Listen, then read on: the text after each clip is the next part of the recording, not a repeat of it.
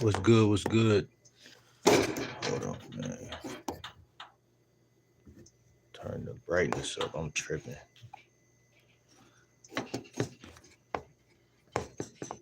They said no.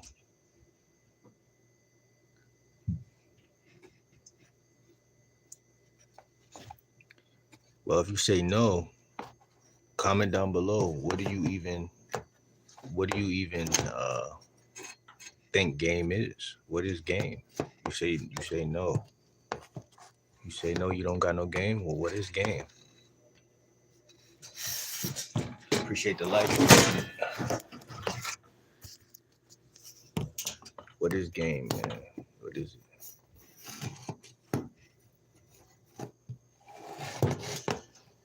I don't like this right now. This is bothering my soul right now. Hold on. Because I usually got the charger. So I'll put it on the charger.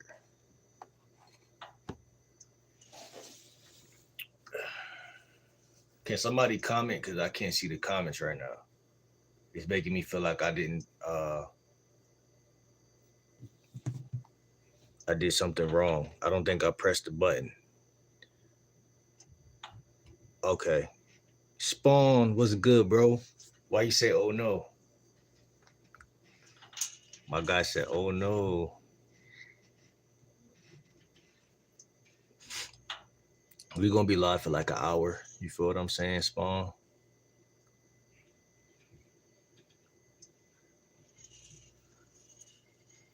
We had a couple people. We got 11 people in here. What's good? What's good? Sha, how y'all doing? We got 4 votes. 2 of y'all said no. 2 of y'all said yeah. Why don't y'all feel like y'all got game? That's a question, bro. Off the rip. Off the rip, that's a great question, though.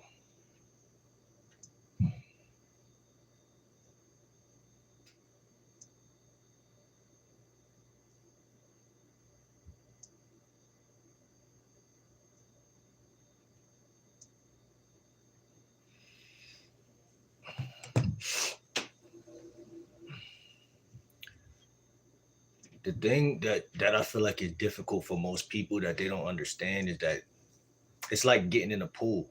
You know what I'm saying? Like imagine a pool.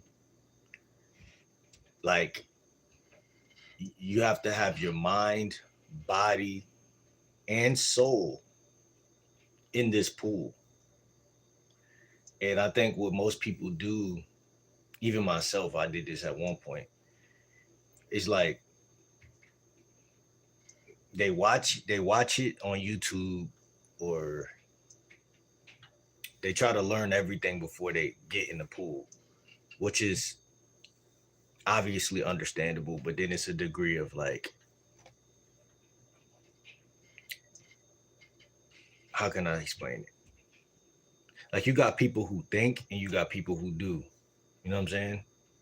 On the planet right now, literally right now, people who think and people who just act. They just behave. They just move.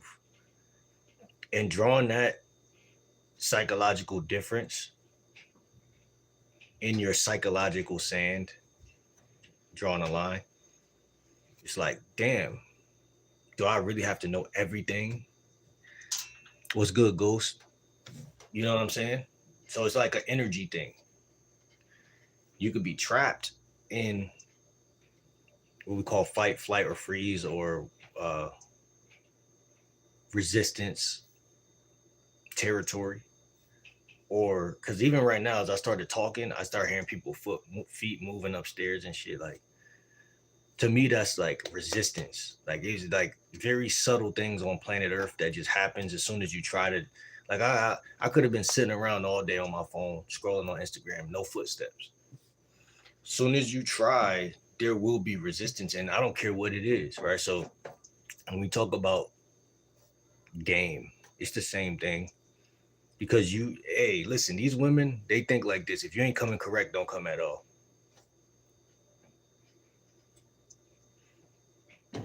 And how could you blame them, right? Like if you want to order a pizza or something, you're like, man, I want to go to the best place.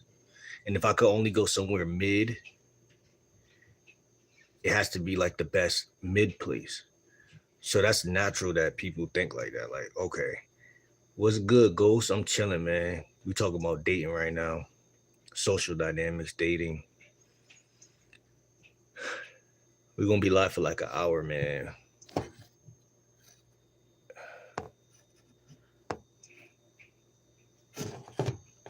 How are y'all doing, man? I do, in my opinion. I have more than a little bit. Like I have a little bit, but I have more than a lot of people because my question to you, Justin, is what is game? That's always gonna be my question because until I want to know your definition so I could tell you yes or no. That's what I'm on in 2026. I'm not just saying some spooky I'm better than you type of thing. I think that's why most people don't have it because people be gatekeeping shit. I will watch it. Seems interesting. Watch what? Remember when I just said the word resistance? Gatekeeping and resistance is technically the same thing. If I gatekeep something from you, then I'm resisting you from getting it. And because I exist on the planet like you might think it's the universe resisting, but it's just me, right? It's just me. I'm resisting you from, oh, do you have game? Yeah, I have a whole bunch of it. You have none of it. You should come to me and get some of it, right? And I'm not saying that that's not true because a lot of people have a lot of it. And obviously you don't have none of it, right? You feel me?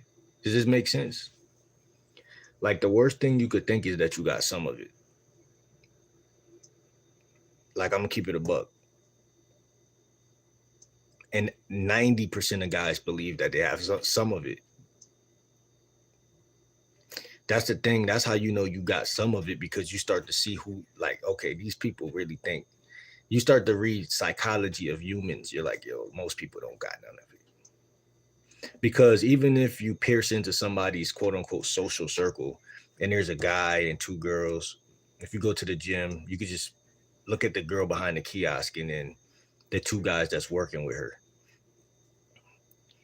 You know they ain't got none of it. And it becomes a standoff, not like physically, but like in your mind, you believe other guys don't got none of it. They might think you don't got none of it. Right? That's okay. You know what I'm saying? That's the thing about me. I'm okay. Like, let me tell y'all something. I've been smashing chicks without having any game for all of my life. So my acceptance is higher. My tolerance is higher than anybody because somebody could be like, yo, you don't got no game. And I'm like, okay, shoo, get away from me. Because I did what you can do. I did what you do with game without it. So now I'm learning. I'm okay with learning. Just like learning how to drive a plane or some shit. Like, of course I don't know how to drive a plane, dumbass.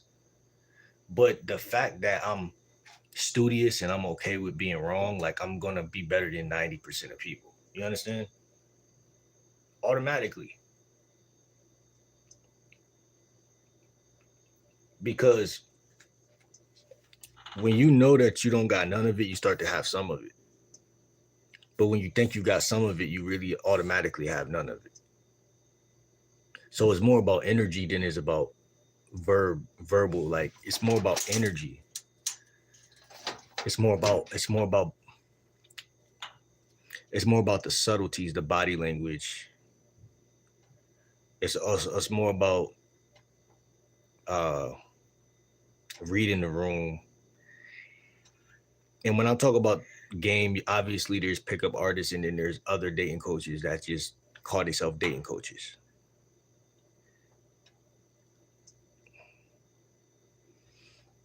Yeah, and if it clap, what are you talking about? He said, I got a question for you. What's your question, bro? Go ahead. This is the place for it. To answer your question, I don't know if I have game because hold on, y'all.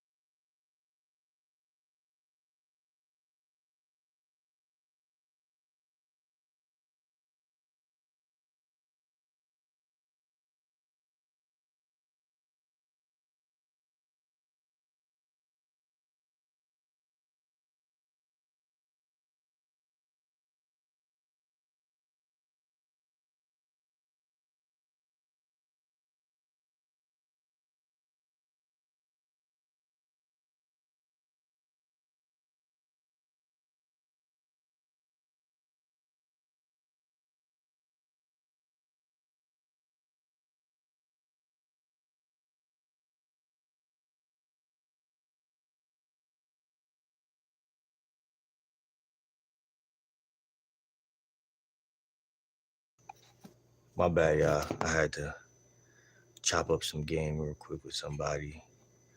I got a question. So I'm part of LG, and a lot of straight people like me, and I was wondering if you can give me some advice on how to tell them.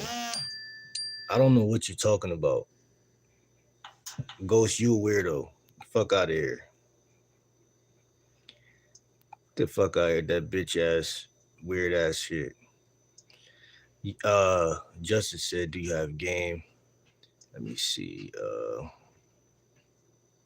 To answer your question, I don't know if I have game because I got a wife of 18 years now, so I don't know if I could pull another woman. So technically, I do, but I don't at the same time. And that's the thing. If it's even a question, then you don't got it. That's what I'm trying to tell a lot of people today. Heartbreak Willie in the building. You know what I'm saying? Like if you even think that you might or might not, then you definitely don't. Because there's not a man on the planet that do have it that don't know if you have it. And even if you like, even if like that's your thought process of like, yo, I got a little bit of it, then you got a lot of like, you got a long journey and a lot of shit to do. Now, you say you got a wife. This may not be for you, bro. You know what I'm saying? It may not be the channel for you, bro. That's just the truth, bro. You know what I'm saying? And that's another thing, like, as a man, I just start to realize, like, bro, there's so many people who I'm just not going to really resonate with that that's game in itself. That's like the first, that's like ground zero game. Like, because so many people want to be accepted by so many people, which stagnates their journey before they even take a step. Now, I like your question, you know what I'm saying, but it sound like to me like I don't know, like you already got a wife, so you don't got no game. You just got a wife. That don't mean you have game though. You know what I'm saying? If that's what you're trying to ask, it just means you got a wife. But ain't nothing wrong with that, you know. But society is tricky because it make people think that if you got a wife, that you're better than somebody. Not you. I'm saying like other people I don't spoke with on this on YouTube, and they're way older than me. Like right, so I'm single, right? But they're way older than me, and they have a wife. They're like, oh, I have a wife, so this is how this is. They have their own personal life, and they try to tell me how things go and stuff like that. I'm like, respectfully, man, like I respect it, bro. I don't have a wife, so I can't even kick that type of game. You know what I'm saying? You got some game that I don't got. Yeah, I can't kick that type of game. You know what I'm saying? I've never been married before. But this ain't the channel that I'm this ain't about that on this channel. This channel is about learning game. And one way you know you don't got it is if you're scared to talk to women. That's one of the that's one of the biggest indicators that you don't have no game. You know what I'm saying? So if you're scared to talk to women at all, you see what I'm saying? That's important. At all. The words at all is the most important words. Because a lot of people don't realize that shit. What's good? Tell it. How you been, bro? My guy, tell it in here, man. Garcia said you don't need game when you are good looking like me. Yeah, you don't. I mean, nobody needs anything, but I believe people need game, and I believe that when I use the word game, it's just like minerals, right? When you eat your food, you need salt, pepper. I mean, not pepper, but salt. Um, you need like mineral deficiency, like that's game. You know what I'm saying? This shit go back to the caveman time. You know what I'm saying? So that's where we gotta agree to disagree. We need game just like water. Exactly, Spawn. Black people priorities are ass backwards. Poll question is dumb as fuck. And this guy Zila is a moderator. I remember you, Zila. What's making you have a change of possession today? You're not the guy I once knew. So I'm gonna remove as a managing moderator, but I'm gonna let you talk.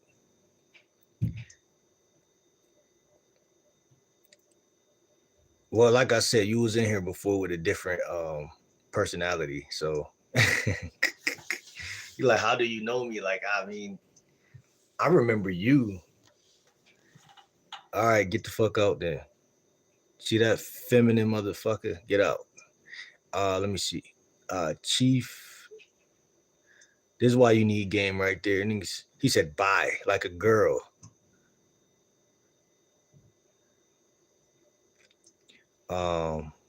Mr. Wolf. You burn weed. Let me see. If you have a wife, you don't need game. You already won the game. Well, yeah, to a degree, I would give you won a degree of life. You didn't win game at all, actually. In fact, many people wives stress them out and kill them on purpose because they're weak. So if you think you won because of validation of a woman at all, you have no game. And it goes back to my point of having game. And it's funny because that loser Zelot tried to say my priorities are off. It didn't even realize I got more priorities than him that he could even reach. And that's another thing. Game is silent. It's not a yapping, it's not trying to prove points, it's not trying to belittle somebody. And this is all my opinion. This is all my opinion of what I see in people with the game. Like I ain't trying to belittle nobody, you know what I'm saying? I've never met a big bro or someone that I respected from my block who was masculine, got girls and all of that, that was loud or trying to prove anything or just hating on another man. Never seen it. So Garcia said you need game to keep her interested after marriage, perhaps. Perhaps. Yeah, perhaps. And again, I'm not saying like game is like a Superman cape or anything like that, but I'm just saying like cause like I said, this isn't to knock the married guy. You know what I'm saying? He might be a better man. You know what I'm saying? Some men are better men than other men. Like let's etch that, carve that into our brains. You know, every man is genetically different. You know what I'm saying? Genetics. I mean, I'm a scientist at heart.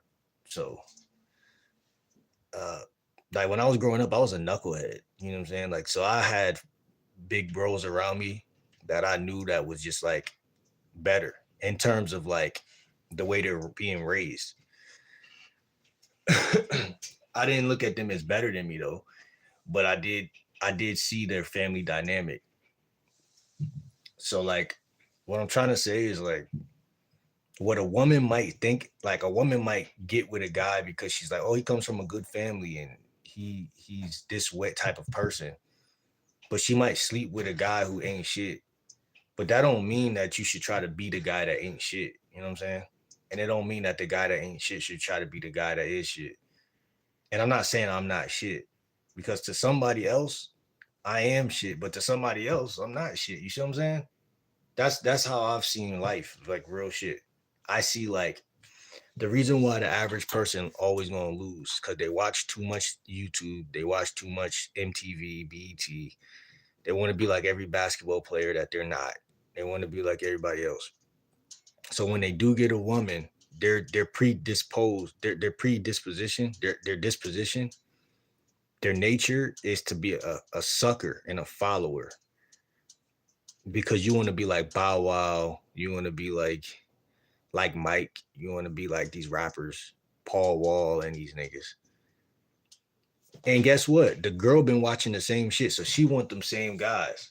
So you want to be like them guys. She's looking at them guys. Why? You know, it's so easy for a woman to cheat because it starts here. It's mental. You know what I'm saying? Like I said, I've never been stupid. I've never been uh, a crash out. But when I was younger, I just feel like if I was raised in a different area, I could have been like anybody. Like anybody could be a crash out, but like I was just young and immature. But as I get older, bruh, patterns. That's what you see. Patterns. That's another sign of game. Patterns. Like everybody walking off of that bridge over there. I'm not going over there. I don't give a fuck what nobody say, what nobody try to trick me into doing that. I'm not doing that. If you won't fight and die for something, you don't have no game. Even if it's just for your own survival, like you know what I'm saying? Because if you can't survive, you can't thrive. So we've raised a culture of people who want to thrive and not survive. Like, oh, I want to have a Gucci belt, a Hermes belt, a nice watch, a skeleton AP, and I want to have clout, right? But I don't want to be down to earth. I don't want to have congruent character and consistency. Um, and I'm not curious about this rock that I live on at all. So how did that happen? Let me see. You still be on dating apps? Yeah, Hinge been doing me right lately. Facebook dating been doing me right lately. And I thought Snapchat was going to become some big glorious app, and I mean it's cool. You know, certain women. You know what I found with Snapchat? Certain women that I've already built some rapport with, to a degree, they're more likely to respond on Snapchat, and then a lot of things like here's another thing about game, right?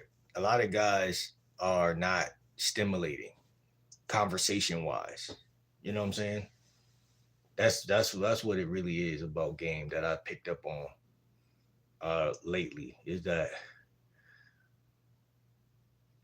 because you got the guy that could be a cornball or not, but then you have the topic. The topic could make up for you if you're a corny guy. Like now, I say corny, like you're quiet, you stay to yourself, you're shy. The topics, you remember? I just dropped a video. Tell it was in here. I mean, he commented on the video, the reaction video to the African Rizz God Toby, and he was smooth because he knew how to talk, and he knew how to keep the conversation going, and he knew how to shift topics. And I felt like that was his superpower, shifting topics. And I said per conversation you have about 10 fingers, you have 10 different topics. So you might talk about cereal, then you might talk about yogurt, then you might talk about her smile, then you might talk about her glasses, then you might talk about you know so that's five topics already per pickup. I'm talking to you, it's five topics. How many topics do you need before she realizes you're a loser or a winner? You know what I mean? So about five topics average to 10, because there is a such thing as talking too much, but you can't talk too much if she's seduced. Like if she's attracted to you, you can't talk too much. And that's like, again, that's what I'm trying to tell people. Like, how can you talk too much if you're the main attraction? What do you do with food that you can't get enough of? You keep eating it. You know what I'm saying? Like Wingstop or fucking steak. People love steak. You don't throw the steak in the trash. You might put it in the refrigerator for tomorrow, but you don't throw it away. So if you're seducing her, this is why I say game, because, like I said, let me backtrack. Topics are what women buy into. Like, and if your topic is weak, you have to have more game because you have to be more attractive. Does that make sense? See, women work different than social media, but it's kind of the same. Like, if my topic is fire, people will come in here and want to talk, right? But like, it works the same with women, but women are like different because it's like they're like, how can I explain it? Um, the topic thing is the same. No, it's all the same. That's what's so crazy about attraction. Attraction is attraction all the it's the same thing. Because like I said earlier, your tone of voice, and we're talking about sales with this, like sales is the same thing. Like the same psychology of sales is the same psychology of attraction.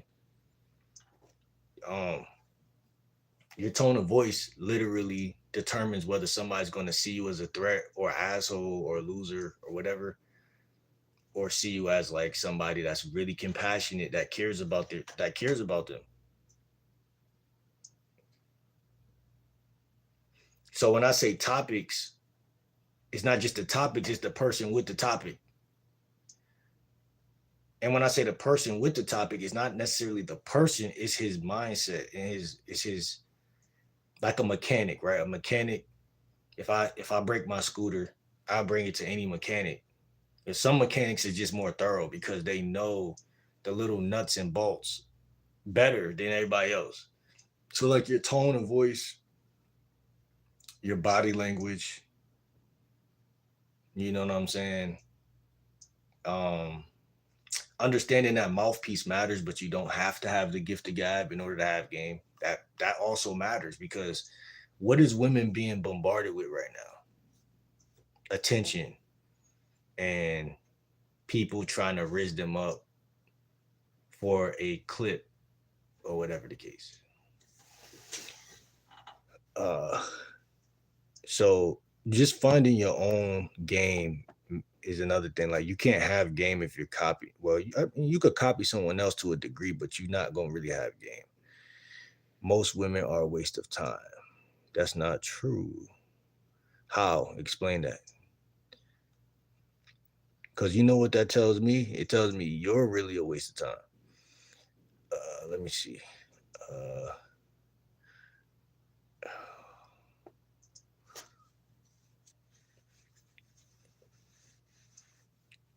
Game has nothing to do with women. Why don't it? What does it have to do with? Explain, Chief. Chief Medicine Man. Explain.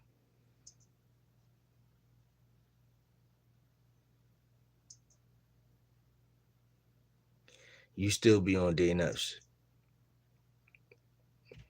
And that's the thing. I want to respond to that one more time, the dating app thing, real quick before we keep going. So, because I want to just be thorough with every topic that we touch today. So, I'm on dating apps because when I'm in, it's winter right now. So, like anytime it's the winter, yeah, I'm more likely to be in the house, and I'm more likely to be on dating apps.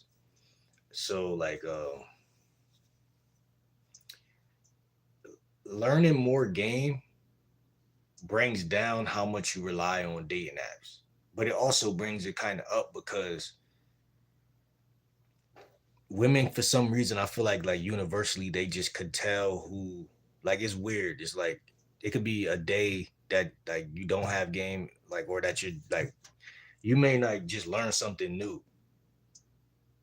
Sometimes it'll take one video or one thing to bring you over that hump, and then you like, yo, women are just kind of like pouring in a weird way.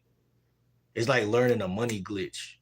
Like if you watch a video from people who study money, and then you're like, damn, I've been alright with money, but I kind of was ass with money. But when I heard that one tip, it kind of pushed me over the cliff because most people are not bad with women.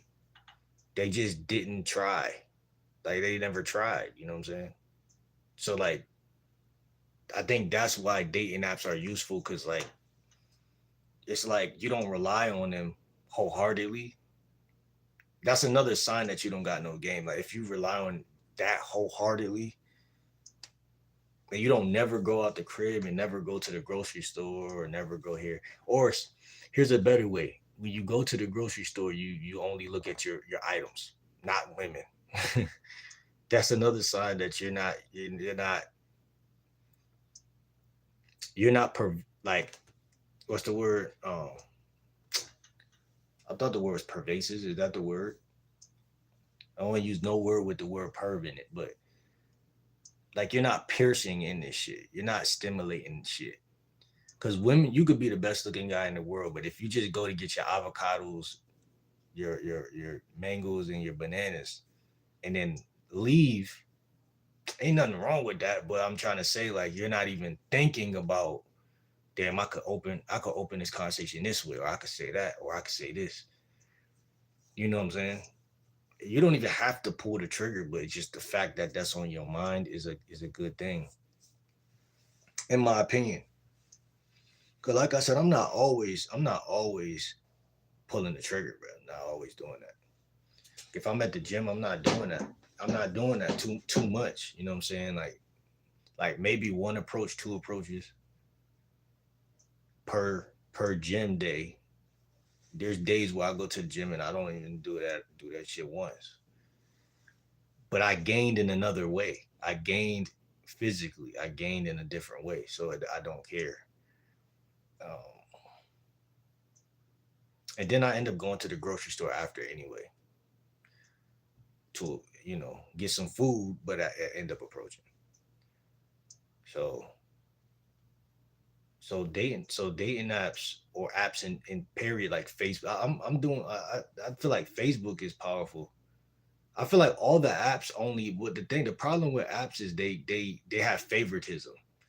Like is what I'm trying to tell you. Like they feed people. They feed into the people that's doing not the most, but people like who like because like again like you might even had been on Facebook dating, you might have been inboxing some women on Facebook and not getting the results you want. And then for the last 3 months, you're getting way more women talking to you and responding to you. So what is that? You know what I'm saying? Like some type of metric or some type of like matrix type of thing. Like, how do you define that? Some people would just say like you got more attractive from that time to that time. And I can't argue with that. Like no man would argue with that, but it's kind of weird because my guess is as good as anyone else, but I would just say those women always been there. They always been horny, and they always maybe they weren't bored at that time, but like they always kind of been bored. Most women are always bored. If you really pay attention to women, like you might not know every woman in the world, but you got family members. Like what I'm saying. Most women they love to talk. You know what I'm saying. They get tired of talking to the same females they talk to every day, and they wish that you had game. That's the part that I think people are missing. They're like, oh, the game. I was taught not to have game, and game is bad, and it curses people. But they're like not paying attention to females for real, because females really wish you had some game, because then you wouldn't be weird, and that'd be another guy that they could flex on their friends with. Oh, look at this guy Jake. You know what I'm saying? This is one guy I got that you never had. You know what I'm saying? Like, I'm just saying that's just a little bit of a wicked perspective, but it's a perspective. It's a real world scientific perspective. And we seen with my most viewed video just now, where I got 8 point something views on that video. Like that girl was saying, like I don't even want you unless you get other women. So my point is true. You know, I'm not just sitting here talking. So she's basically saying, because she's not talking about if Beyonce wants you or some girl she don't really talk to often. She talking about in her square neighborhood. If I'm the only girl that wants you, then she gonna feel like that's weird. But in most cases, that'll never happen. Especially if you got game. Because women be looking, oh girl, look at what he just said to me. I don't know what to say to this. That naturally make that other girl be like, damn. And she look at her phone, I don't got nothing but losers over here. And you don't gotta worry about the guys with the other guys with game, because they might not even want the girls you're talking to. It's really a small percentage of guys with game. And they probably either, like he said, got a girlfriend, got a wife, live in another town, busy doing something like working out, shopping, or some shit. Like I'm saying, your window with her is your window with her. So though you can't blame, like a lot of guys be like, oh man, these girls only want Chad and Tyrone. So what? That been happening since we was kids. Like they all since middle school. That's been the truth. But what does that got to do with you being better at game?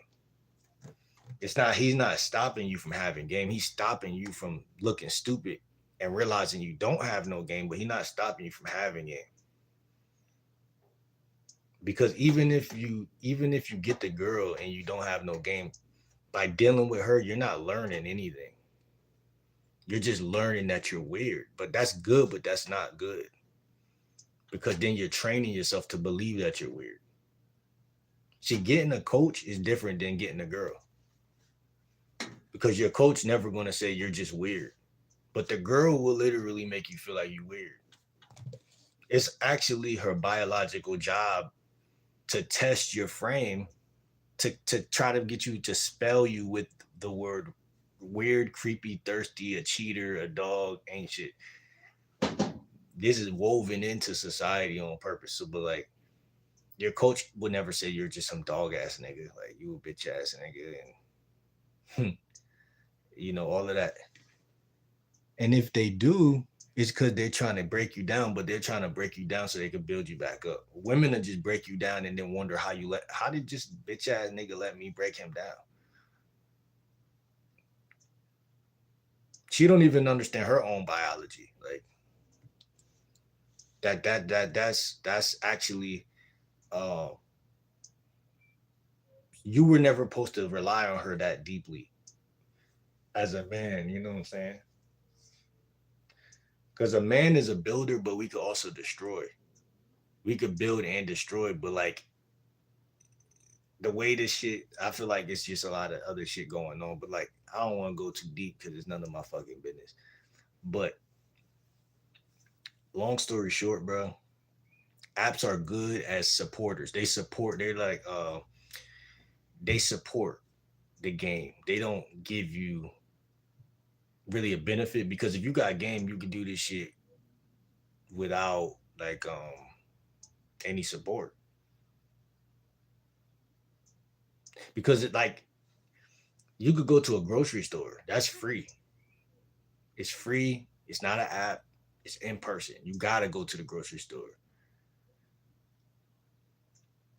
And when you're picking up your apples, there's women all around you.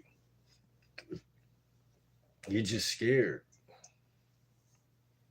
You know what I'm saying? That's where every man is equal right there. That's the point of equilibrium. It's picking up an apple, just like the beginning of the Bible. It's the same thing. And then we got the Apple phone. The phone is an apple. It's the same thing. So what the videos you watch are obviously, if you got no game, think of it like this. You're not watching the shit that niggas with game watching.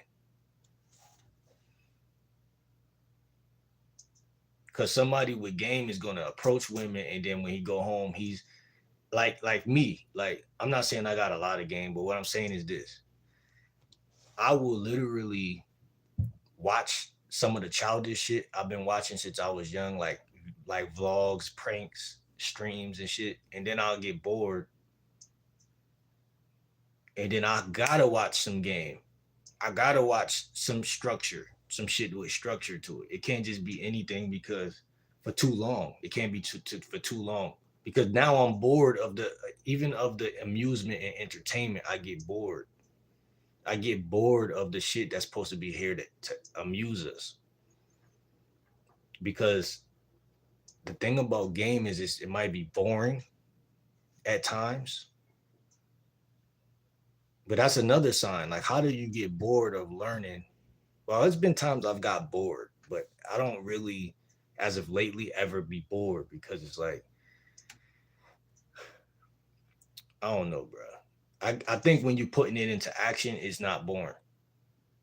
But when you're not putting it into action, it's more boring. And when it's more confusing, it's more boring. But when you start really seeing it, you're like, oh, all right, this shit. Because then it's like saying fucking bitches is boring. And that's definitely not boring. You know what I'm saying? That's not boring. So, uh, but if you're not really doing nothing in the physical world, then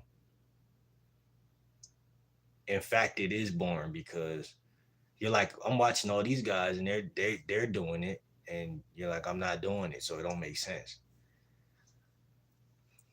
And then you're going to question, are they really giving you real information or fake information? And it's like, that's pretty boring.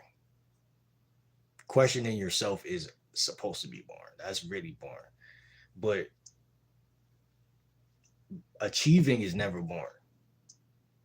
Like, going to work is boring, but getting a check makes you realize why you're going to work. Going to the gym is could be boring. It hasn't been boring for me yet, but I'm just saying there could be a day where I don't never not feel like working out. And then you listen to music or listen to a podcast. It's just like, I only go for 40 minutes. So how can I be bored? If I was at the house and I was bored, you know what I'm saying? And then you're at the gym, obviously that's a level up. You're around mad bitches and leggings. Now, how are you bored? If you're bored, you a bitch because you could talk to a girl. So now you putting yourself in a position where you expose if you a bitch or not. That's fun. That's the differentiation between, I feel like, a man and a boy. A man is like, well, let me put some more hairs on my chest by talking to these two white girls right next to me. And a boy is like, I'm just going to just do my workout because women are icky and I don't believe in that. And they all believe in hypergamy and shit. So I'm just going to sit here and eat my eggs and my protein. And it's not wrong. It's just the way he thinks about it is wrong. He's too emotional. Because, like I said, you could go to your nearest corner store right now and literally game up a chick if you know what to say. So it's not about the gym. It's not about muscles. It's not about protein. It's not about hypergamy. It's not about that they like guys that are handsome. It's not that they think you're creepy. That's the biggest. I think that's the biggest excuse people gonna have, like, because you think you look, you're so insecure and egotistical that you think because you think you creepy that she think you creepy. That's like me saying I think because I think I'm rich that she gonna think I'm rich. If I think I'm rich, yes, I will mirror near on that and start moving like a rich nigga. And then people might think like, oh, he moves like someone who. So that's the thing that's happening. You think you weird, so you fit the shoe metaphysically, metaphorically, emotionally. Because emotions, this is what people don't know about emotions.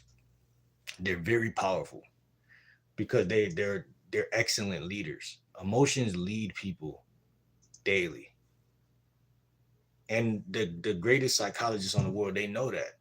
That's how they're able to market, manipulate, and finesse. But it's your emotions because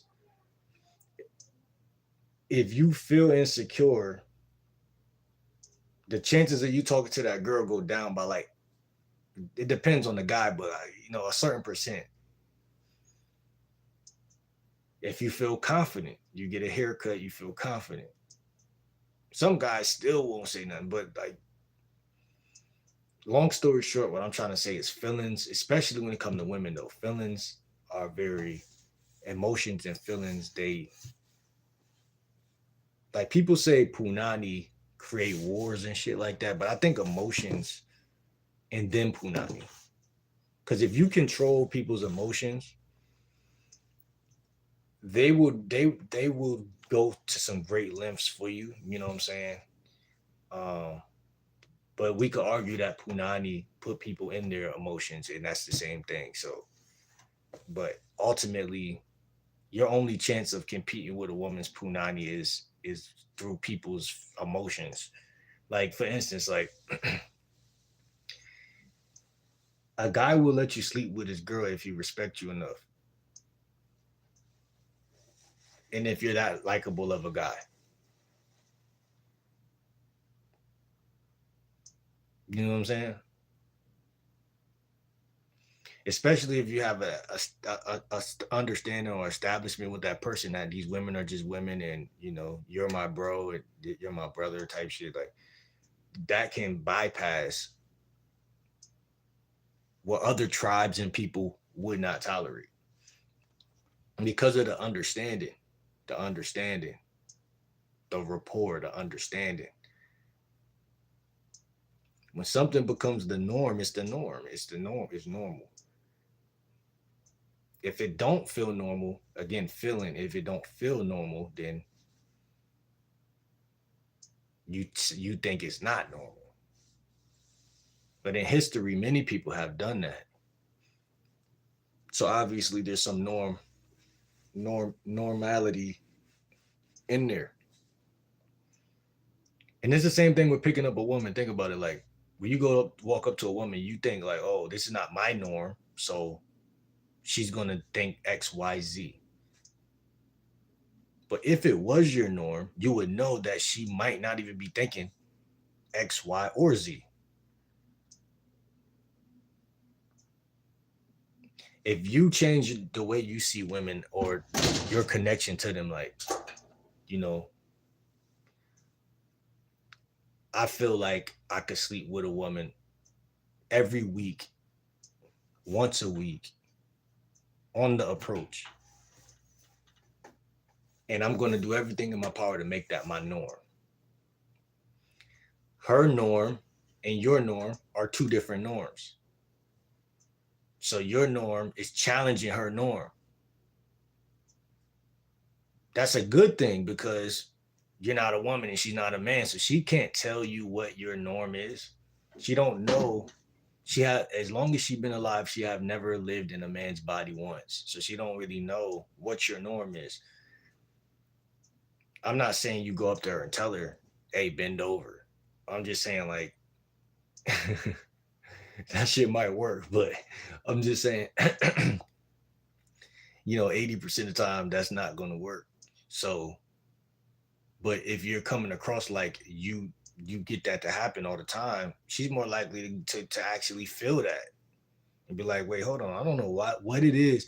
And this is why it's so funny. I don't know what it is about this guy, but I just feel like I would take it there with him. Of course, they don't logically know because they just don't know.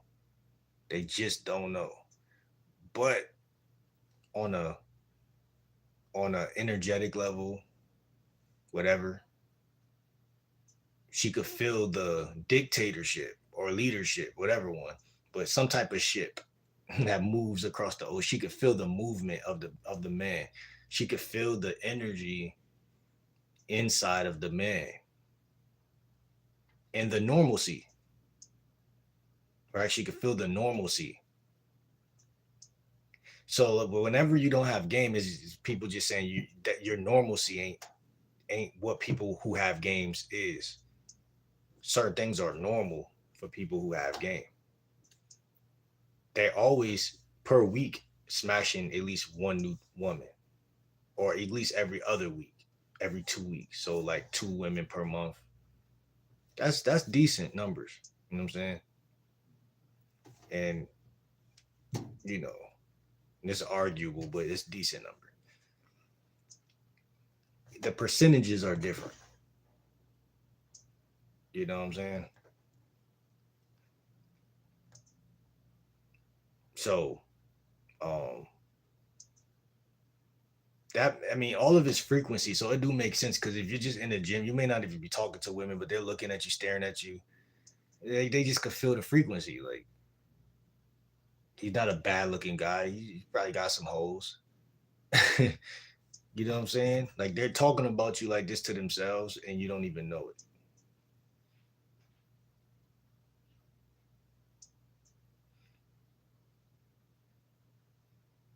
You haven't seduced her. You haven't attracted her. You haven't opened her.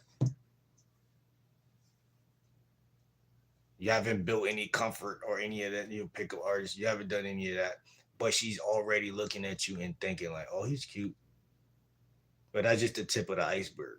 And many people never really unravel what these women really want to do.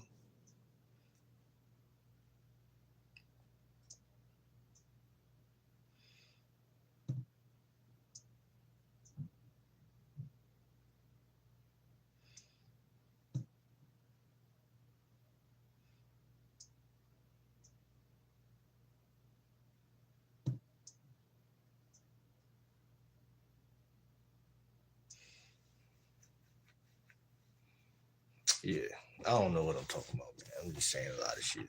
Hold on.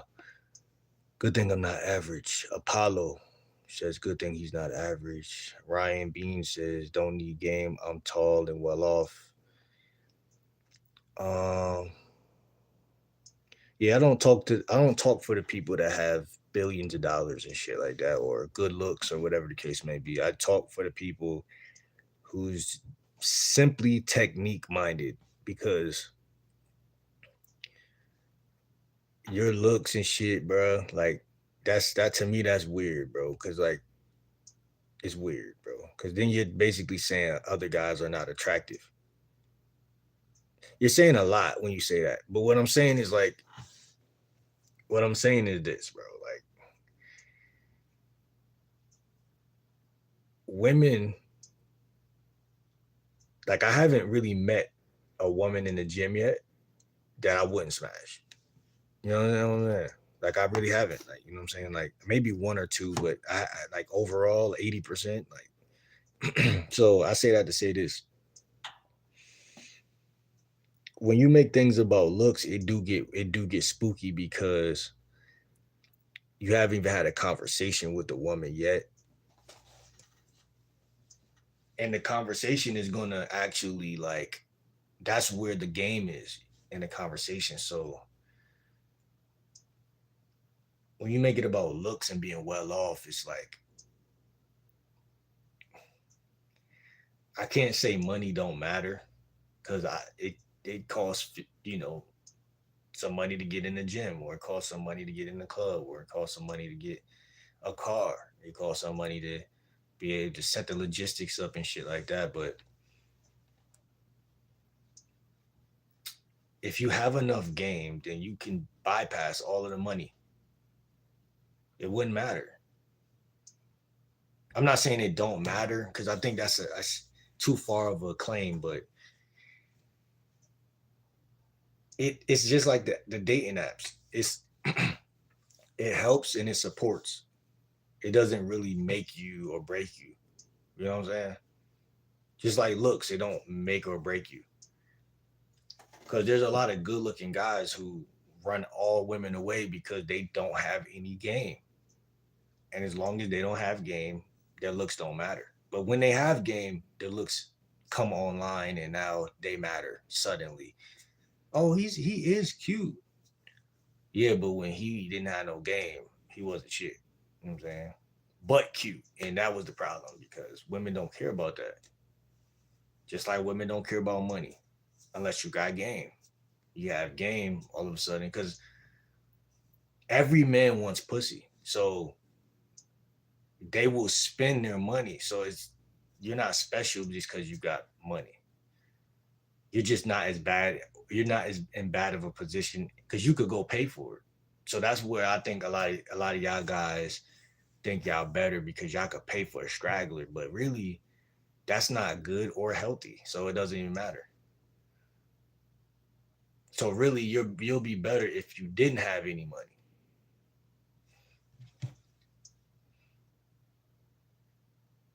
Because people think health and money is connected, and I think they're actually the opposite of each other. Because you could be poor and have good health. You could be rich and have bad health. You know what I'm saying?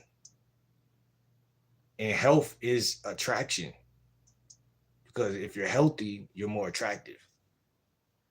So people say, why are these bums and shit? I've seen bums with girlfriends, bro. I've seen bums with girlfriends. I've seen rich people with no game. I like to believe. Um, but obviously, again, those are crossroads because they're playing a different type of game. Right? They're playing a different form of game. Like, oh shit, I work all day, so when I get off work, I'll just pay for this, or I'll just hit up this IG model or hit up this OnlyFans model to pull up. I don't really subscribe to that. You know what I'm saying? It's just boring. That's boring. That's like boring to me. Like I ain't saying I would never do it though. You know what I'm saying? But it is weird because it's like what's that girl, that white girl? I think her name's Sky Bree. Like she's attractive, bro. And my whole thing is, and this is the part that I feel like is weird, right? Why would you pay for something that's easy? That's where it gets spooky. Like that's where it gets spooky, right? That's my opinion, bro. Sky Bree. I'm not gonna lie, she actually look good. Yeah, I like white girls though. I ain't gonna hold you, but she look good, bro. Like yeah, she looks good looking. Let me see Summer. What's her name? Summer Rae. I ain't see her in a minute, bro. Nah, Summer Rae. I ain't see her in a minute, bro. She is. Yeah, she good looking, bro. Long story short, um,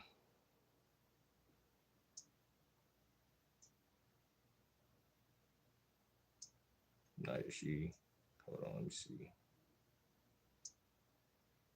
I don't even know she used to be on YouTube. I don't think she posted on YouTube in a minute. I was born with all of that on.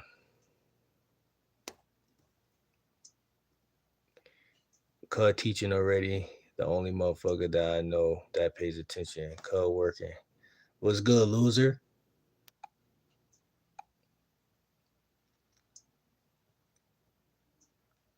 Be the wolf or sheep. Man, I think this is just a you thing. Women just come to me. What's just a me thing? You saying I don't get choosing signals, or you saying I don't get women that just like come to me? Like you tripping? I ain't never. When did I say that? Never said that. Uh, I would say that, and this is a real take, not some type of like people say weird shit, but like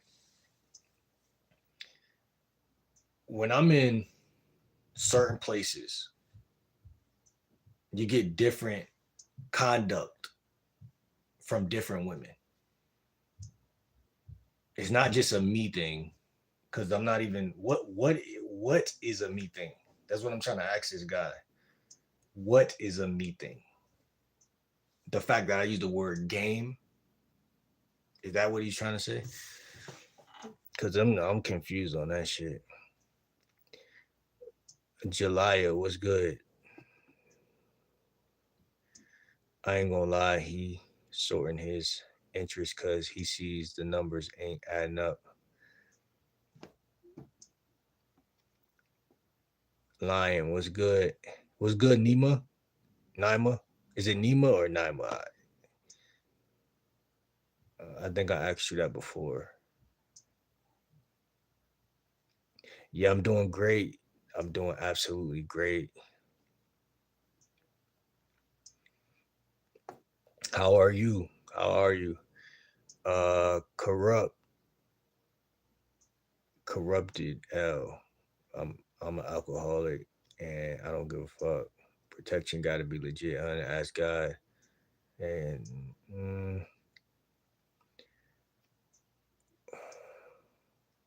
what's good, OG Kicks? How you feeling, bro? Rosie, what's up? I can do 20 now, and on Friday, I got you the rest. Go ahead and do it, bro. That ain't shit. 20 ain't shit. I got game, bro. I feel like listen.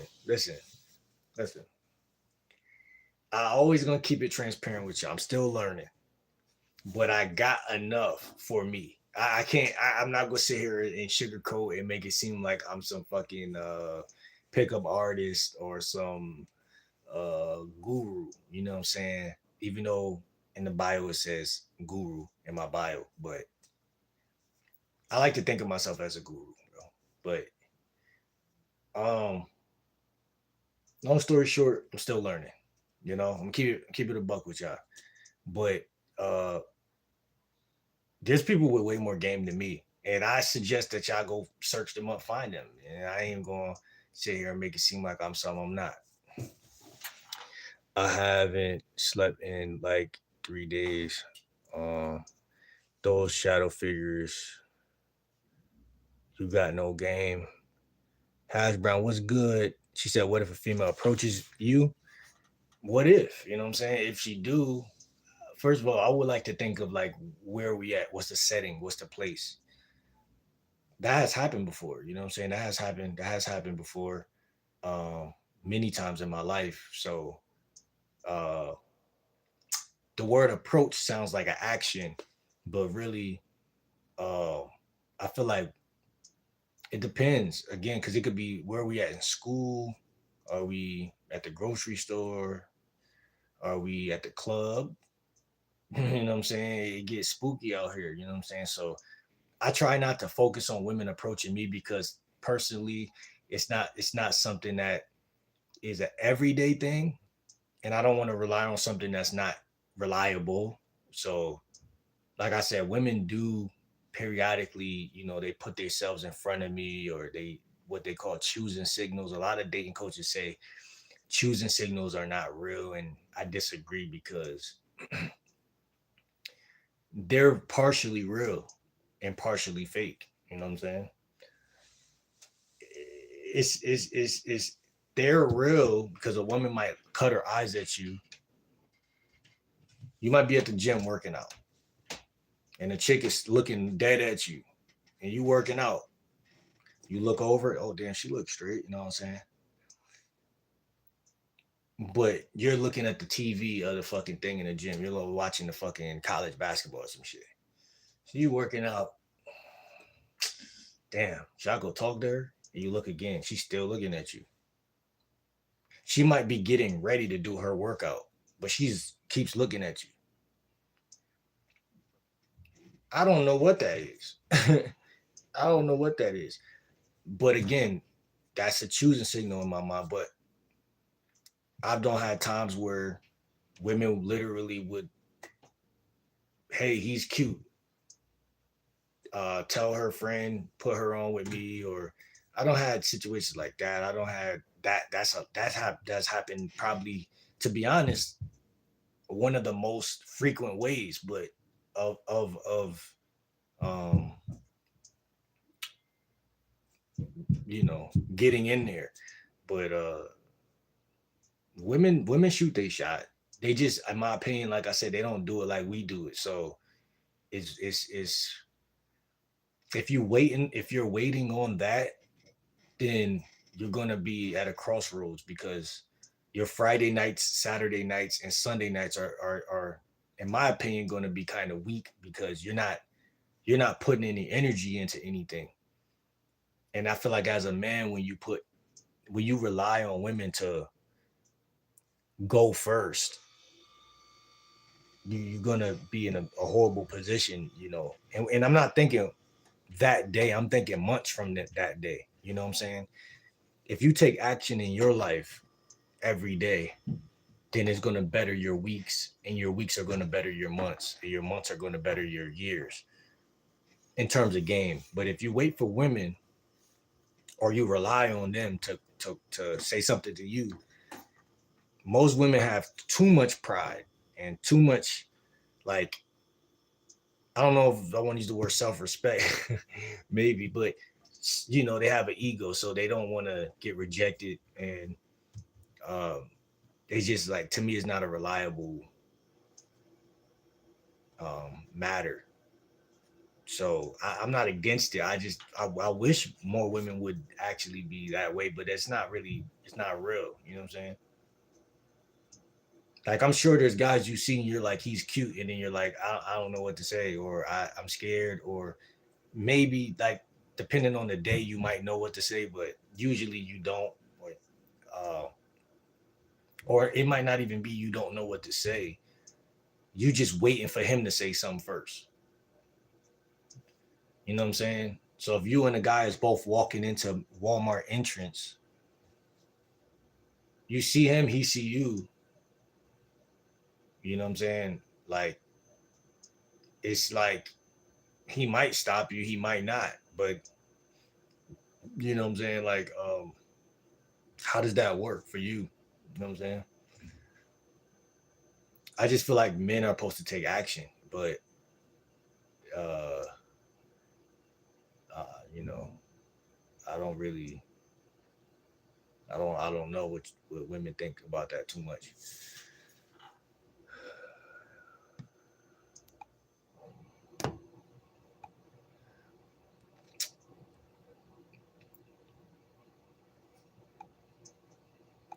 He said vacuum dust. You're trying to crack on first date. If you want quality woman, you don't find them in the clubs or Tinder. What is a quality woman? And that's another thing, man. A lot of people say a lot of random stuff. Y'all gotta be careful about that too. Like, just entertaining conversations that don't have any merit. You know what I'm saying? They don't have any merit when it comes to build. Like, game to me is a journey. It's not just a destination. It's like an elevator. It goes up. But if you spend time talking to people and the conversations don't go up, in terms of, like, if it's not nothing in there, like this guy is talking about quality woman. Like, what is a quality woman? What is a quality woman? That's gonna let me know if this conversation has merit or not. What is a quality woman? Especially to a guy that don't got women. Like if I listen, I make content for all men, but I talk to guys that's trying to learn games. So if this guy is beating his meat every day, every woman is quality to him. You see what I'm saying? Or at least 80%, 70%, 60%. You know what I'm saying? What I'm saying? So quality, I need people to explain quality. Because I'm sure every woman on earth believes that there's some form of quality. Just like every man's gonna think that. And if you're on Hinge, every woman thinks that. If you're on Facebook, every woman thinks that shit. If you go to the gym, goddamn, every woman thinks that shit. If you go to the club, the grocery store, every woman on God green earth thinks they're quality. And so you decide if she has quality to you.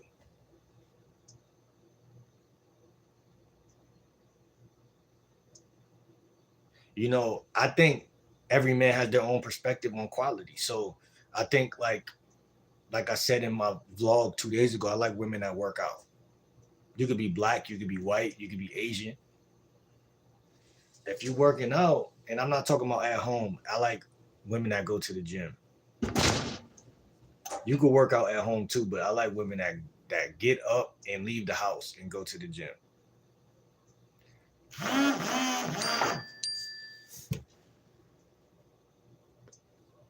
I like women that go outside.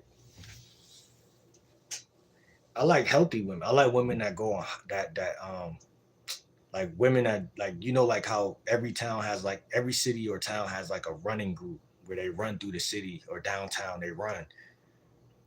Those women are attractive. Um, you just have to be as a woman. You just have to be attractive. Am I wrong? Am I right?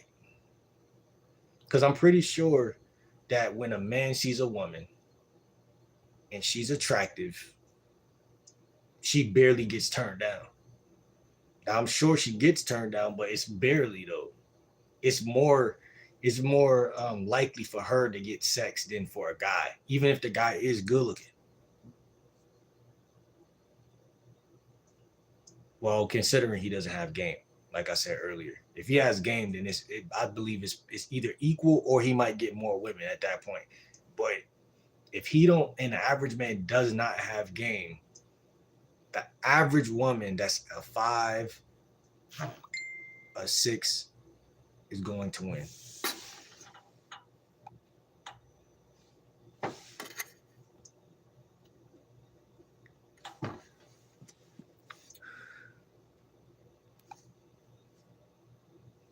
The blind leading the blind. Bro, that's a corn star. I know. You talking about Sky Bree? She do that joint on OnlyFans or some shit. So you mean to tell me she not sexy because she's a porn star?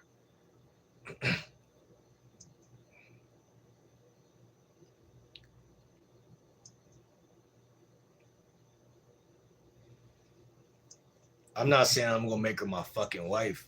I'm saying she's attractive.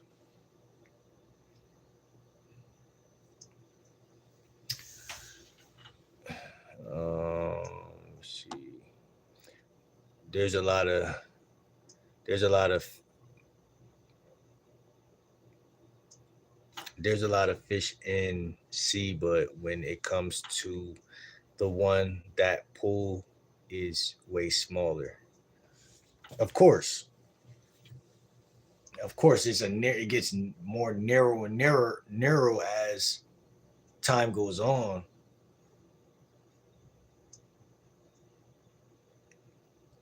It gets more narrow and narrow as time goes on. Like it gets more narrow as time goes on in terms of, you know, women you actually take serious and not, but you know, you as a man, you have to. That's why I told that's why I told Miss Hash Brown, shout out to Miss Hash Brown earlier, that I wouldn't rely on a woman approaching me because it wouldn't really build. Women are not really necessarily builders. Not saying they can't, they're not capable of building a house or some shit or doing construction work. But I'm saying in terms of like men are generally known to build, usually the masculine. So I wouldn't really allow a woman to really be all up on like if she's on me, she's on me. You know what I'm saying? But I'm not gonna really that I'm not gonna put my life on hold for a woman that is chasing me. Like a lot of guys, I think I fell for that too, like in my younger days. But I'm not as a grown man. I don't really go for that because that's another narrative that been painted on TV. Y'all ever seen the Tory Lanez video? I think it was um, the Say It video, one of his first big videos, and he had that friend with him that was a girl, and she was telling him don't go for the bad bitches, and he went for the bad bitch, and then he ended up not getting the bad bitch. She ended up playing him, and then he was looking stupid, and then the friend came, gave him a hug. That was a story of like the mythology of like a loser. And what I'm trying to say is like it's a real story, but it's a story that's full of shit at the same time. Because you're gonna get played by a woman. This is what they don't want you to know. You have to get played in order to like. That's the game. You have to get. It's like playing basketball or anything else. Like there's people that's better than you. Just if you play chess, there's people that's better than you. You know what I'm saying? What's good, antisocial butterfly? How you doing? Uh, a woman approached me just a woman approached me just creeped me out. Yeah, it don't gotta creep you out, but I mean, it can. I'm not scared of it. I just like it is what it is. Like you know what I'm saying. Like I'm gonna see what she talking about, but like I said, I just it's not really a real thing. It's not really real, and she's taking the masculine role to a degree, and like I said, it's not a big deal or anything like that. It's just not something. It's not reliable. That's my whole thing. It's not necessarily even gonna creep me out. It's just not. It's not like there's obviously a difference between somebody approaching you and you approaching them. It don't seem like it's a difference, but from my life, I've looked over the yearbook of my life. I've seen like because I don't even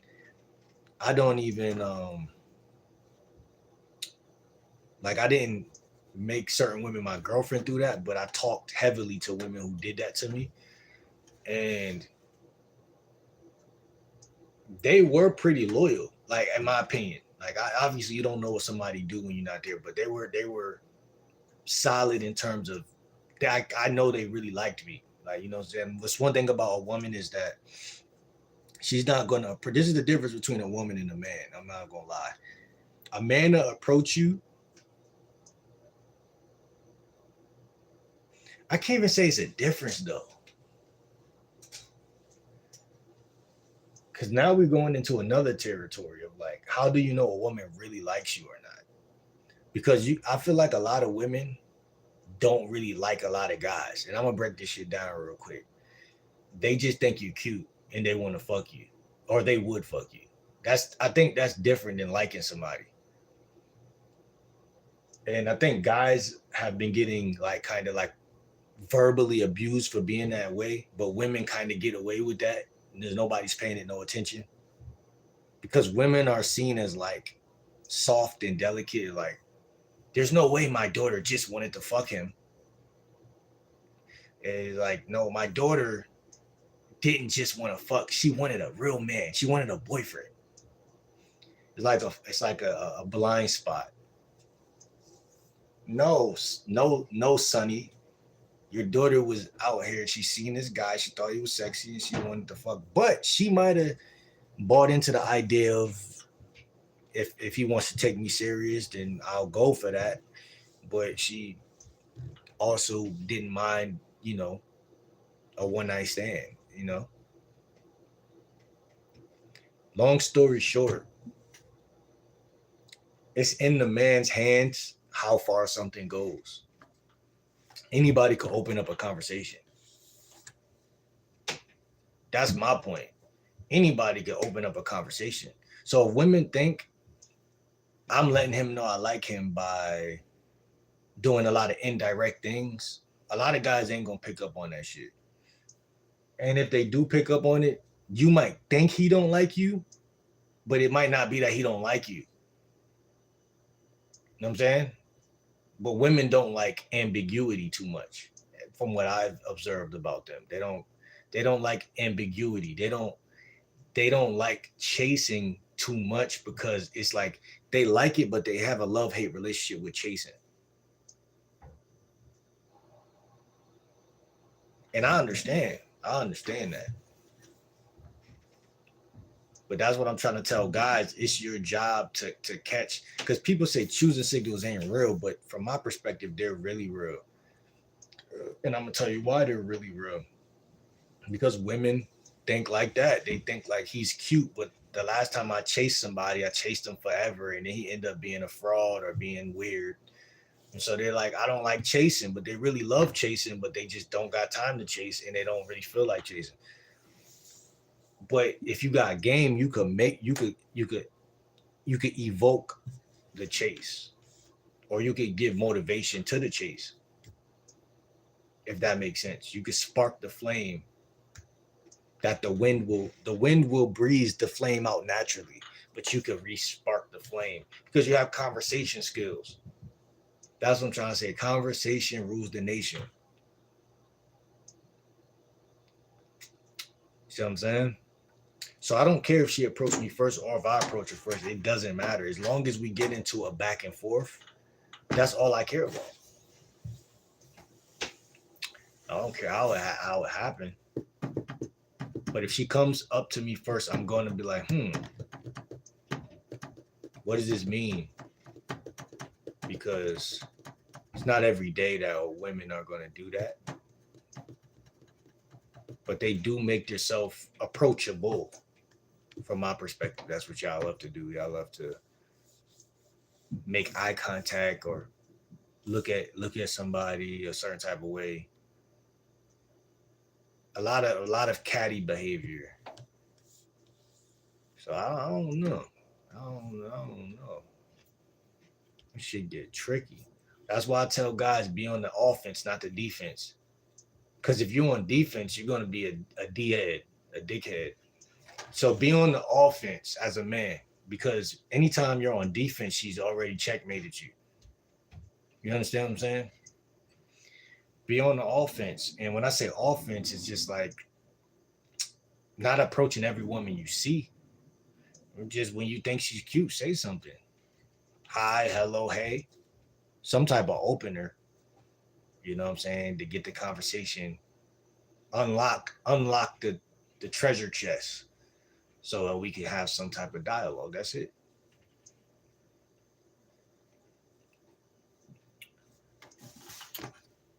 What's good, everybody? It's 5 people in here. Comment on one if you're still in here. Now we're going to segue. I love that word. That's one of my conversational car manual words. It's one of the most beautiful words known to man because we have to segue. That's what a conversation is, a segue. We don't talk just to talk. We talk so that we could segue somewhere. We want to go somewhere. I want to go somewhere. I don't want to just sit there and just mope and soak in how bad the world is. No, I want to go somewhere. Let me see. That's another thing. If you wait for women to talk to you, you're gonna be dead meat, deer meat, because they might talk to you, but like I said, that doesn't make you sexy. You might naturally be physically attractive to women, but you're no better than a bitch or a woman, my bad. You're no better than a woman at that point, because that's what they do. They wake up, they put on makeup, they look good, and then they just go out there and just hope that somebody come talk to them. If that's your metrics, like, it's nothing wrong with, like I said, go to the gym, work out, have a little pump in your arm, you know what I'm saying? There's nothing wrong with positioning yourself for them to come to you at all. But what if they come to you? Like she said, what if they come to you? You're not going to know how to talk because you're not used to talking.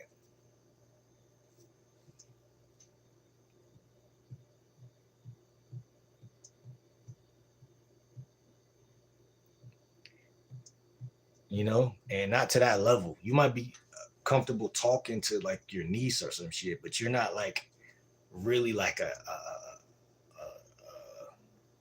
conversational person. Uh, let me see. Uh, I got some stuff in here.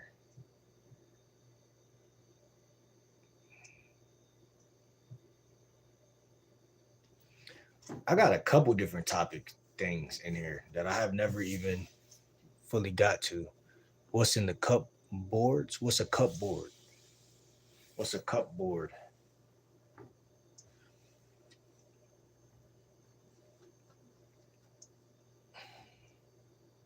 So first thing first, I want to talk about the difference between watching and doing.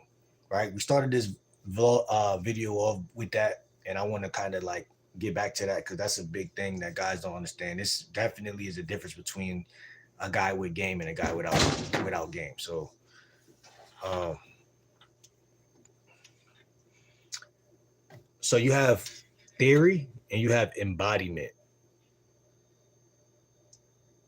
Um, Watching versus doing.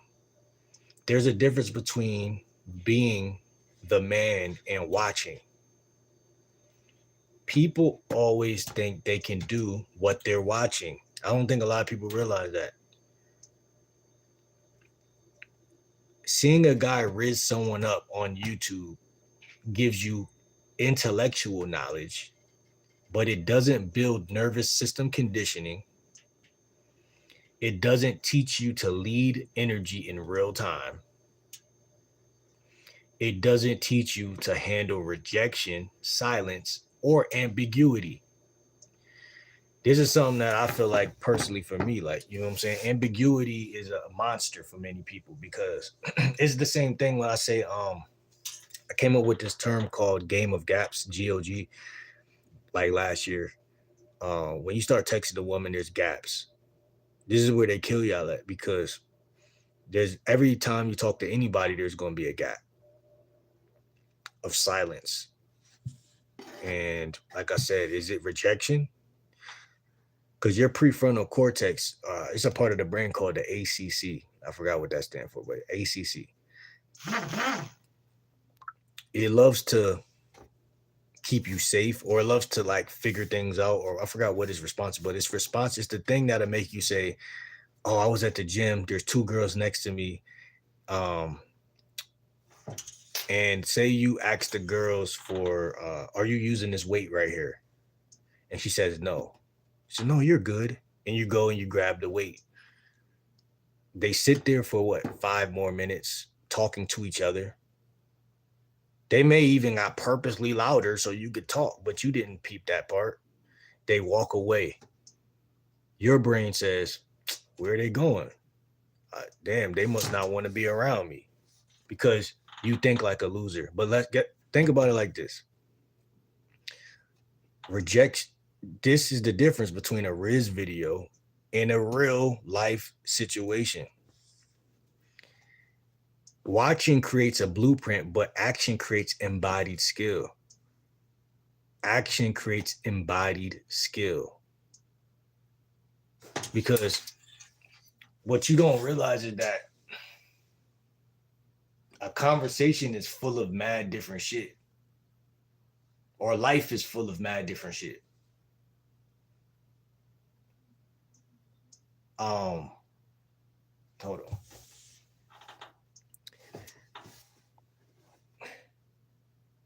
So you want to be like a soldier for you fellas out here. This is the metaphor, the perfect metaphor. You got to be the soldier in the situation when you're dealing with women. Here's the key mechanics. Opening a conversation equals stepping into ambiguity, right or wrong. Carrying it forward equals demonstrating leadership of energy and direction, right or wrong. Uncertainty plus courage equals what women actually respond to. See, what women actually respond to is definitely different than what you're assuming she's going to respond to. And that's where you're going to fuck up over and fucking over, because you're going to think mathematically in a situation where math ain't the answer. If I say this, she should say that. There's no such thing as should, because you haven't accounted for everything. She's a different person than you. So there's so many different reasons why she's not going to do what you think she's about to do. And when she do something different, the shock factor in your body is going to tell you you're a loser. And when it does that, you're not gonna respond too well to that. If that makes sense. For you guys, you can be unattractive physically or inexperienced socially. If you lead with confidence, energy, and consistency, people instinctively follow. That's because humans are wired to resonate with certainty in ambiguous situations, right? When you open a conversation, it's very ambiguous. And this is why I think the average person sucks at talking, because there's so much dark space and gray matter. And it's so much room for awkward matter or assumptions that is awkward. Like, awkward is not a real thing, it's an assumption. You have to assume awkwardness. It's not going to happen on its fucking own. But people are in like robots. They just do what they remember. And what at this point, I usually do this. Well, that's why you keep doing that, because at that point, you usually do that. How do you break that reflex? Is you something has to change. You can be unattractive physically or inexperienced if you lead with confidence, energy, and consistency. Um, and that's another thing, right? When you're in the front of, say, the two women at the gym, you ask them, are you using this fucking dumbbell right here? And they say, no, you're good. Go ahead, you're good. And you're like, what do I say now? You're not even realizing like a couple different factors. You know what I'm saying? Asking them about a weight at the gym is not, it's not really an opener. You know what I'm saying? I mean, it's an opener, but it's not really a how can I explain it? It's not, you didn't say something that would get a response. Like, see, you got responses, then you got deliberate responses. She's not giving you a deliberate response. She's giving you a deliberate response to what you asked about. She's not giving you a response that has to do with um your seduction skills. It doesn't have anything to do with your seduction skills. You asked her a specific question. The context.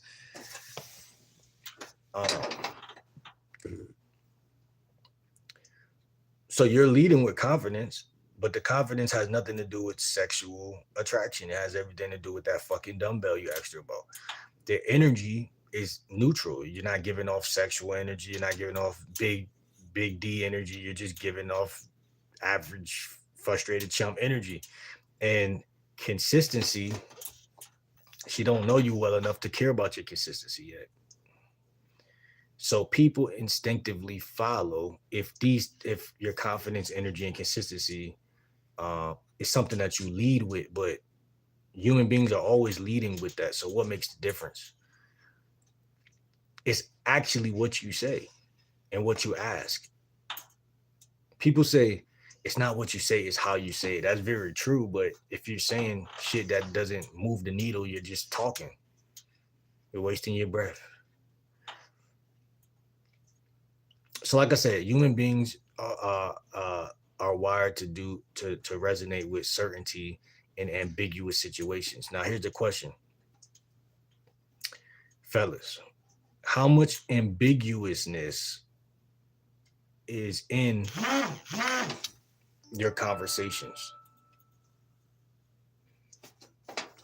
A woman doesn't need a leader. She needs a leader when it gets dark and ambiguous. So the average woman in America does not really need a leader. There's enough leaders out here. She doesn't technically need one. But if the conversation or the situation, if the conversation gets to a point where she's like, oh, I don't know what to say next, you should know what to say next. That's you. Um, she's going to resonate with your certainty in that ambiguous situation. So your ability to spot ambiguities is, first of all, impossible if you don't have no game. But it's that's what that's about. Is you talk to a bunch of women every day, and then if you got more game, you'll start to spot like, oh, this is a moment where I feel awkward. She probably feel awkward right here. I should say something. Like, I know when a woman comes over my house, there's a big chance of her feeling like a fish out of water because she's never been here before. So that's where I do 85% of the talking. Now, women love to talk, and I'm sure they've been at other guys' houses. So the thing that's funny about women is they're very comfortable fast in that situation. But it's still a situation where ambiguity is at like 15%, whatever. If you open up a conversation with a random girl at the gym, ambiguity could be at 33%. I'm just giving random numbers, 33%. I don't know him. I'm here talking to my girlfriend. He's asking me about a fucking stupid ass weight. And I'm sure whatever she's talking about with her girlfriend, she want to get back to talking about. Ambiguity could just be what? Ambiguity and awkwardness feel is kind of like identical. So people keep thinking they're awkward. You're not awkward. It's ambiguity involved because you're not going direct. If you go direct, there's nothing. She's not going to be ambiguous because she's going to be like, this guy's trying to fuck me. If you go even a little bit indirect, then she's going to be kind of like, I don't really know what he want, but whether she think you look good or not, that could influence it, but there's more ambiguous space involved. So the question becomes, are you her type or not? I'm gonna keep it a buck, but hold on, let me see. Let me see. So humans are wired to resonate with certainty in ambiguous situations. It's biologic. It's biological. You're literally soldiering in social space. Number 3, why leadership works. With whatever little feedback they do give you, they do want you to carry the conversation. Most people respond unconsciously to someone owning the space emotionally, not just intellectually. Women aren't checking a checklist for looks or charisma alone. They resonate with someone who's internally grounded and decisive in social flow. The feedback they give is a signal, not a roadmap. You see that? The feedback they give is a signal. That's scary to your nervous system. A signal? What the fuck? I call it the conversational car. The car is an analogy for every point of a fucking conversation. They will give you a signal, but she's not gonna give you the roadmap. I need y'all to realize that shit. And I think a lot of guys who are especially raised by their mother, They're gonna look for a roadmap. Keep it a buck. Yo, loser, you feel me? They're gonna look for a roadmap, bro. But let's continue. Um, it's up to you to lead the interaction. And again, you gotta learn that before you even walk out your door. These women will answer your question and go back to talking to their friend, or they'll answer your question and go back. Not because you're unattractive, they just don't know you. And some women are social awkward. Some women are scary. Some women don't. They just don't know you. They already have their cliques, their groups, they're established. Even if their friends are fake as hell, they're rather.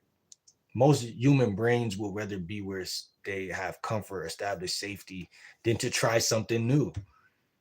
That's biology. That's natural. Even us men think like that. That's natural. So this is why I say, do you have game? Because you can't really bring someone out of their shell otherwise. It's not going to happen. You can't be socially awkward, shy, weird, creepy, standoffish, or anything. You can't afford it because it's not going to do you any service in 2026. Yes, and in fact, she's going to think she's better than you if you do that shit. But let's keep going. This is why certain YouTube examples can feel shallow. They show outcomes, but not the internal mechanics of energy, persistence, and embodiment. Like if y'all watch a lot of YouTube content about game, it's just clips and it's just little short informational podcast tips that don't really show you the real truth about how to actually communicate, especially for over 20 minutes or over an hour or whatever the case may be. And that's when a woman's gonna feel like you're weird because your energy is mismatched. You know what I'm saying? Or your uh, if time defeats your game, then you're not real. Not saying you are real if that doesn't happen, but I'm just saying that's one of a indicator of like this motherfucker ran out of shit to say. Hold on. Number 4, and pimps talk about that all the time. You know, you run out of game and shit. Uh, Number 4, analogy. Let's look at a soldier and a dad analogy, right? So, like a soldier in a war, your job is to act even if you don't know the full outcome. That's what I'm trying to tell you niggas. Or like a dad figure, people look to you for stability in ambiguity, right? These are perfect examples, perfect analogies. Leadership is action in the face of uncertainty, not perfection. Now, when you at home, you could draw up, you could edit and revise your openers 20 times. Like I did that earlier. I came up with an opener and I literally revived it, revised it, and created it and built it and turned it into something that was very, very shabby, you know, savvy, whatever you say. Um, I made it to where if it don't work, I'll be surprised. But perfection is not the purpose. It's just, you know, I'm making it good enough. But leadership is action in the face of uncertainty. So no matter how many pickup lines you create, she's gonna still be more bonded to the guy that can take action in the face of uncertainty. So them moments when you're talking to a woman and you might not know what to say, but you still try, that's a little bit more attractive anyway, for y'all who are wondering. But you still also simultaneously have some game. You know what I'm saying? Women, strangers, social interactions, they just the environment. Your internal stance is what determines resonance, not external validation. So here's the takeaways. 1, watching is studying, doing is experience. Number 2, lead energy, not just words. I think that's where a lot of guys drop the ball because I talked about the Feb method last year: facial acuity, energy and emotional acuity, and body language acuity. Your openers, in my opinion, should be you should have openers, but the average guy doesn't, obviously. But if you create openers for yourself, which is good, thumbs up. They should. This is how I craft mine, right? Obviously, they can have something to do with her, but for the most part, the environment we're in, or um, like I said, the energy. You could use like the Feb method, the facial. She could be making a certain face. She could look mad right now, sad right now. She could be standoffish. She could be. It's. Let's just say it's 1,000 ways to open up a conversation. And when I say the word opener, it get really weird because I'm just talking about the opener, like not the fucking it's layers to building what people would call a perfect opener because like I said, you could build on it, you could craft it, you could edit it, you could revise it, you could make it bigger, you can make it smaller, it could be a one word, it could be 20 words. Like one of my openers I just created earlier, like 20 words. First sentence, like 20 words. But it's not about how long the sentence is, it's about what type of response am I looking for? What type of response do I want?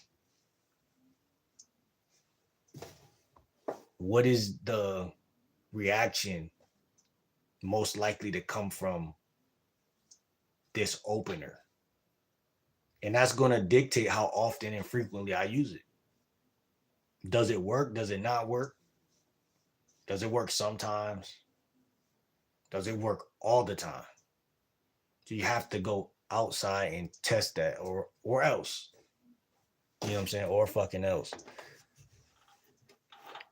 Um I also got an app for y'all if y'all want a certain type of app that helps y'all to be able to like listen back to your own openers and edit and revise them and shit like that. It's like for good for your memory and shit like that. Number three, presence, courage, and consistency create followership, even if you're ugly or inexperienced. And that's why I say pickup lines matter because your presence can't really, you won't be present if you're thinking too much. What do I say next? What do I say next? What do I say after that? What happens to your presence? It becomes dead. You know what I'm saying? Number four, think soldier. You act, adapt, and carry the situation. Outcomes is secondary. You act, adapt, and carry the situation.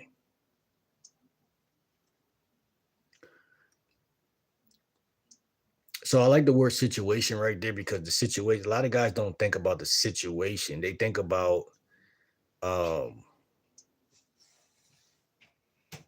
sex over the situation. Think about the situation. If you think about the situation over the sex, this is why I believe that cold approaching is stupid. Like direct approaching, because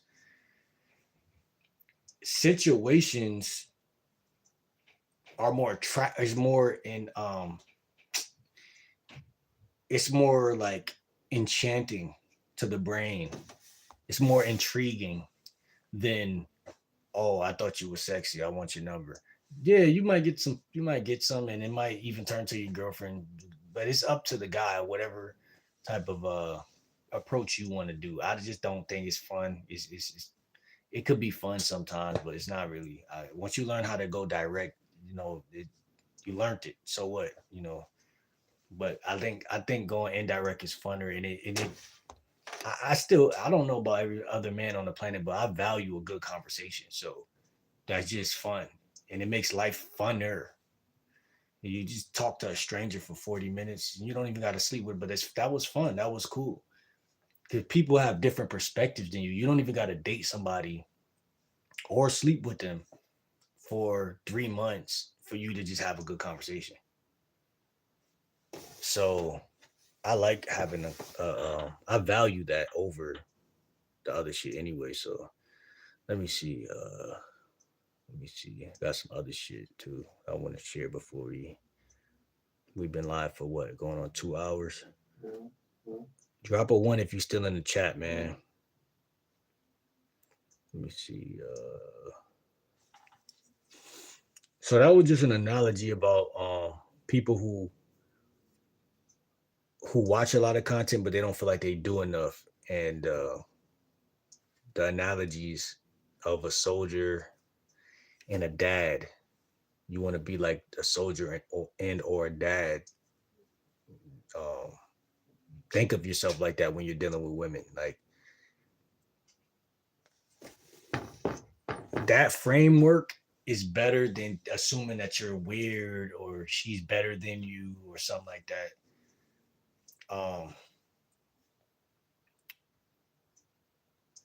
Ambiguity is your enemy.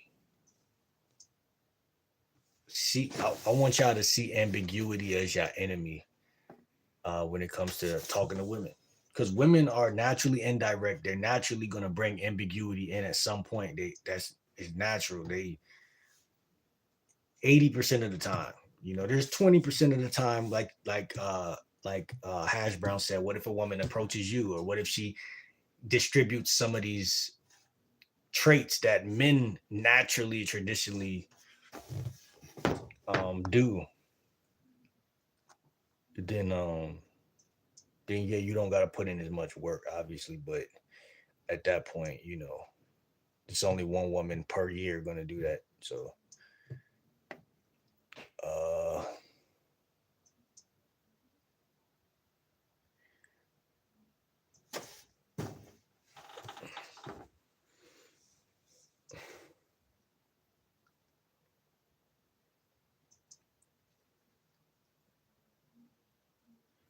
let me see.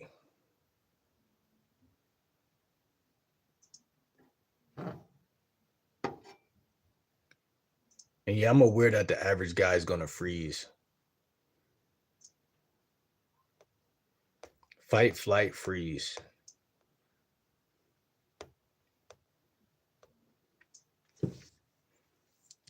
Trust, body connection, and rapport.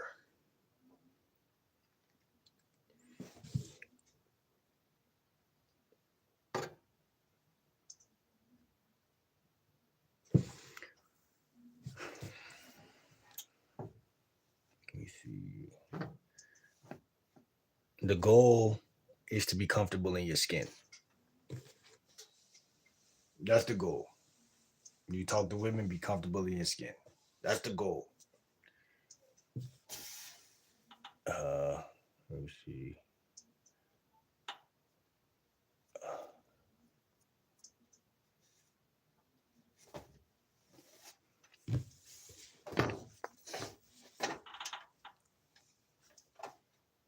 Like that's what the fuck. My bad, yeah, that's weird. But comfortable in your skin is the only destination. We could sit here all day and talk about pickup line this, pickup line that, say this, and it's gonna lead to one fucking outcome every time. And it's, if you're not comfortable, she's not comfortable. That's it. To go with Miss Hashbrown, with what Miss Hashbrown said. Like I said, I don't care if she approached me. I don't care if I approach her. If I'm not comfortable, it won't work.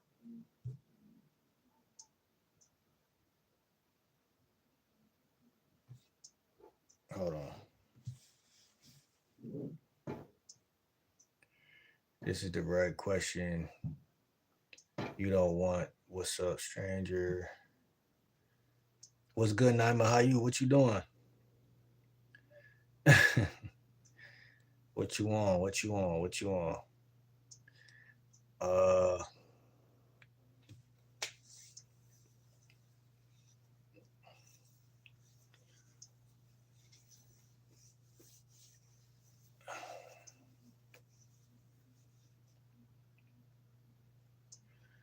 So I wanted to also clean this up, right? So when people think of openers, your mind are gonna do two different things. You're gonna think of some big grandiose thing, or it's gonna think of like whatever think of. But an opener could simply be, look who it is. That could work anywhere you're at. Look who it is. So I want to start this. I don't know if I want to call it a series, but we could call it PIO. Pick your openers. You need at least 5 openers, maybe 10. Again, we got 10 fingers. I like look who it is. To me, that's powerful. It fits my personality. It fits my style. It's dead on. I could have just said it to Naima right now. Look who it is. Um, you finally made it. You finally made it. I don't know about that one. You got also you do speak straight. What's good? How you been? You surviving? But this is for the gym. You surviving leg day. You locked in today, huh? I like that one. I love that one actually. Subtle love. Uh,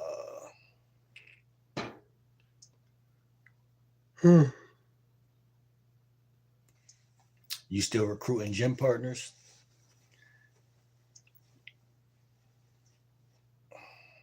You be low key over here. I like that one. I kind of love that one. You be low key over here. That keeps it connected to your without being heavy. The key is you say it like you already belong there,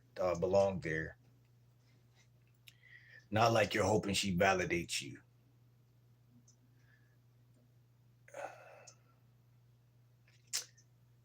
You don't. And here's something important: you don't need a line, you need a bridge. A bridge just gets you from silent tension to social flow. You're not trying to impress her, you're trying to normalize interaction. So for the fellas, like, you know what I'm saying? Like, I think that's another psychological, like, mistake. Most guys look at it like uh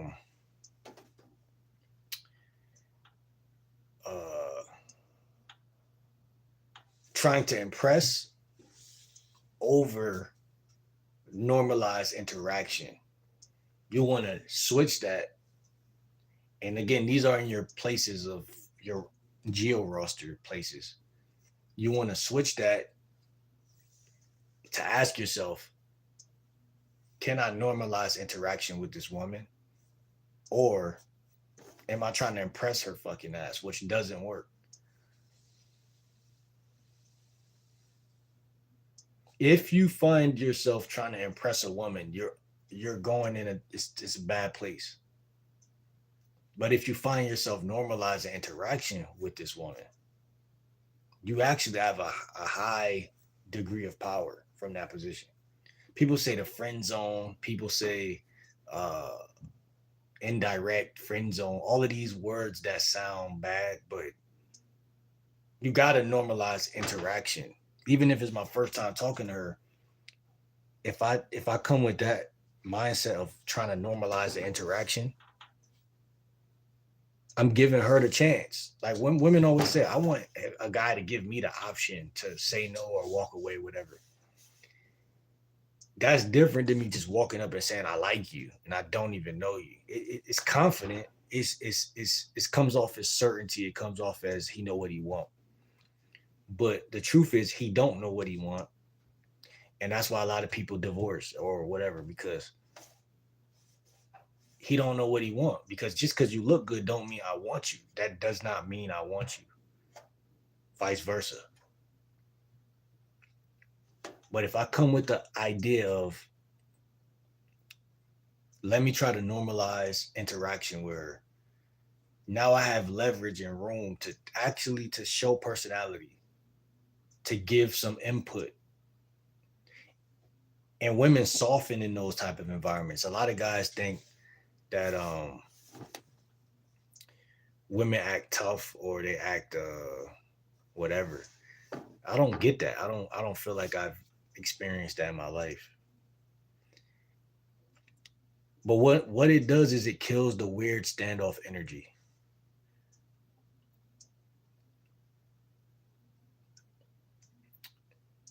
So if I say, "Look who it is," what type of reaction do you think that's gonna get out of a woman? Look who it is. If I see a chick at the gym and I say, "You still recruiting gym partners?" I mean, that could go left or right, but more of the story is I open up the conversation, she's gonna give me some type of answer. Or if I say, "You've been low key over here," I'm opening up the conversation. And these are very good openers because they signal to the woman he's not scared of me. He sees me as approachable. He sees me as regular. So now she's obligated, or is the word obliged? I don't know.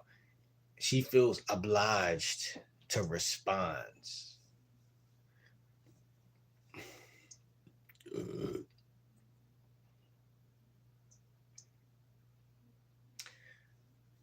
You're more likely to sleep with a woman if y'all are in a talkative state than if y'all are not.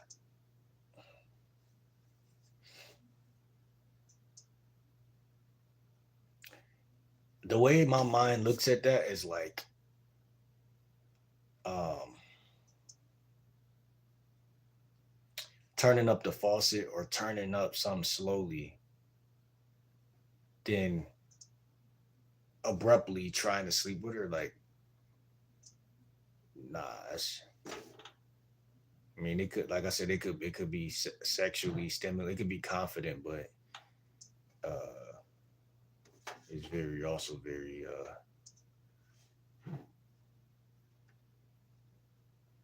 no lube type of situation. Let me see.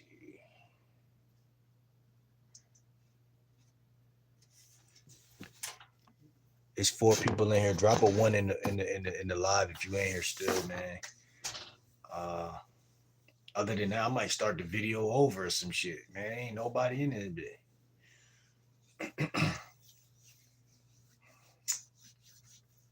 So I got like one more thing I wanted to talk about, but I don't see nobody. There's five people in here.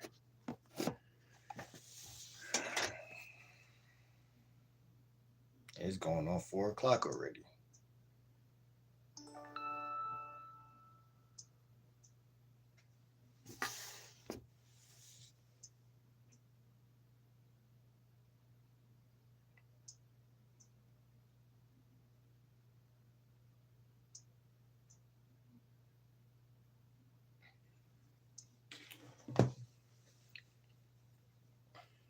So before I go, like I said, I created some openers for myself this morning.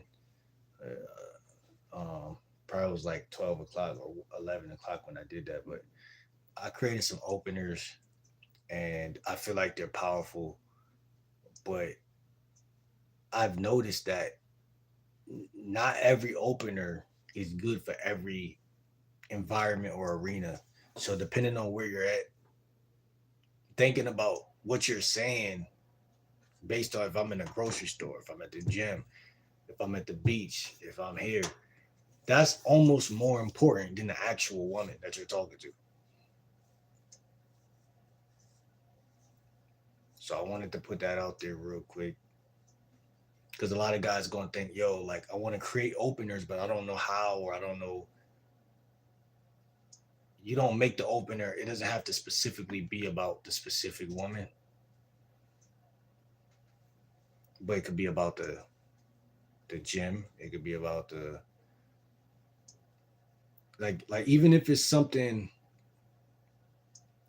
that's not connected to the environment, but it's like a personal, like people one of the popular openers people would do back in the day is like an opinion opener, right? That's one of the popular ones, right? Um, I'm not asking her about something specifically in the gym, like an opinion about the size of this weight or how heavy the weight, even though that might work. Like, oh, when I go to the edge, the 15 pounders feel lighter than the 15 pounders here. That could work to at least get her. But again, what I'm trying to tell you is that that's a bad opener for, in my opinion, because it's so indirect. Like a lot of guys could use that, but I feel like when you go too indirect, it's like you could go so indirect that it loses the respect. Because once you try to bring it back, like, oh, what's your name? Da da da da. It's like she still feel like you ripping the band-aid off. You feel there was no point of even going indirect at that point. But if you just be like, if you say something about something that really uh draws her attention, something that she feels like that's interesting. You said something that she felt like was really captivating. That's different than just what you would call it, saying some stupid shit about a dumbbell. I mean, it's situation appropriate, but it's too situation appropriate. It's so situation appropriate that it doesn't make her feel like you're real, like you're honest, because it's so weak of a like it's like if I drew someone's attention to something. When you draw someone's attention to something, you don't want them to be like, oh, this is stupid. Like he asking me something that he could ask anybody, but he just want to talk to me. You don't want her to think that. You want her to be like, this guy is saying something that's interesting.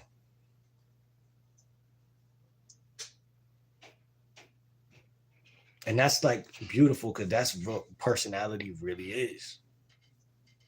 Personality is not just a person's quote unquote being better than everybody else, but it's what type of shit do they be talking about in their 24 hours of a day? To go back to what Bruh said earlier about a valuable woman, I think a woman is valuable by her what she takes interest in and what she decides not to take interest in. So that's also what makes us valuable. So when you open up a conversation, you'll say some shit about like like that guy who said he can't talk about UFOs. You could talk about UFOs if you got game. You could talk about UFOs because it's not a bad topic. In fact, that's a topic women care about, in my opinion.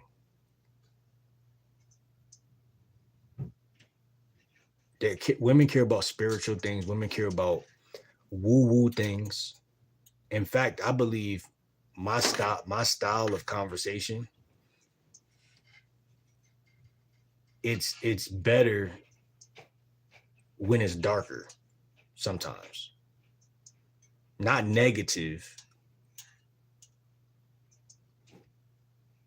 just interesting. There's some things that are naturally um, sci-fi and naturally scientifically interesting, even if it gets dark. So that to me is power in that because if you ask a woman an opener and the question is about possession or some shit like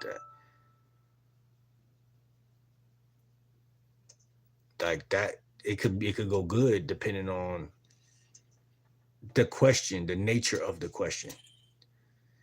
Women like rich guys, yet they the worst women beaters. I don't get it. Les, you're a guy? Les? I think Les is a guy name. But your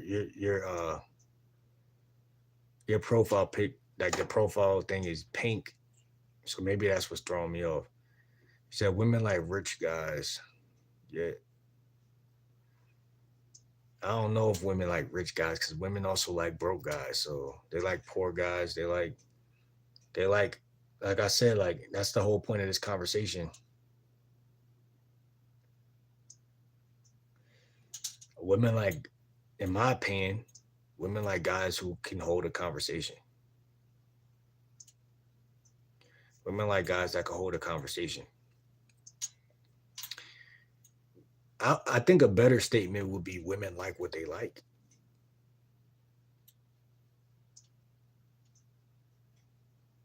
And there's only like 8 different basic things guys has to work on to fit into one of the things that she like your voice tone. Working on your voice once a week or twice a week will make you 10 times more sexy. You know, there's some women that I would gloss over, and then they go get their hair and their nails done, and then I'm like, you know what? Like, people act like dating isn't a place where people renege all the time. Like, I don't know, if I'm not her type, I'm not her type. Why are you being so defiant? You know what I'm saying? In a world where defiance is not actually always the case. You know, like, a lot of times a woman sees you on Monday. We should have learned this in middle school. I learned this shit in middle school. Because it'd be days where I don't got a haircut.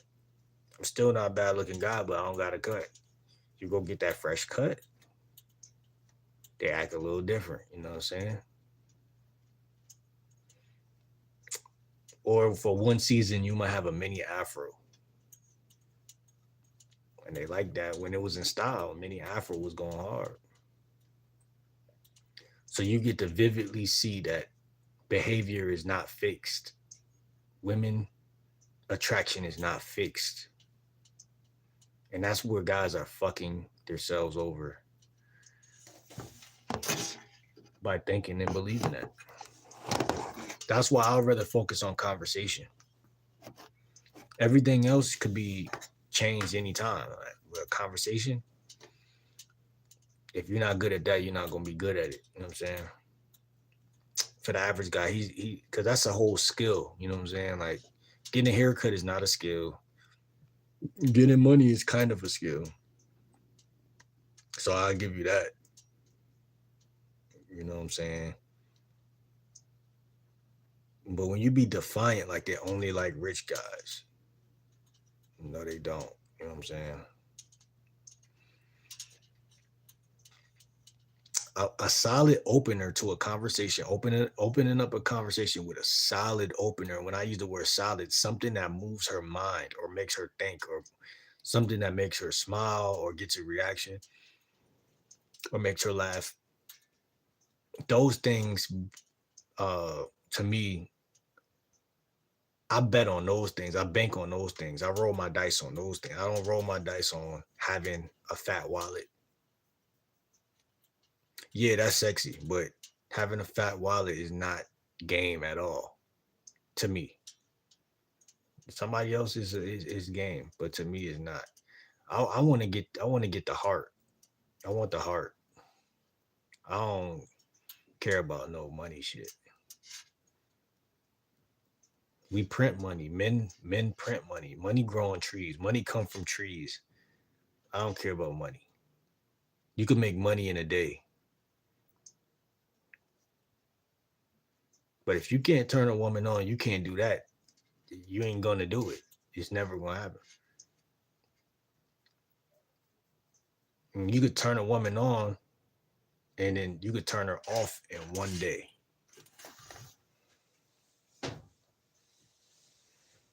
Like, and that's the thing, bro. Like,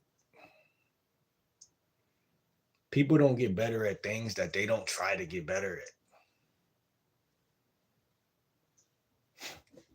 That's what I've been blessed to see. I think, like, when I got better at basketball, I literally played it long enough to reach one random day where I felt myself getting better. Like, literally at the park by myself, trying to dribble like Tracy McGrady and what's the other guy? Jamal Crawford. Two of my favorite basketball players. And I felt myself certain days. Some days you shine, you're like, yo, I can't miss today. Or you're like, damn, I can't miss. You know what I'm saying? Like, You discover that you're better than you thought you were. That's very illuminating information. Like, and that's how it is with anything, bro. Like, it's no point in trying to get money for women. You should get money because money is on the table for you to get. But the skill of communication, though, is beautiful.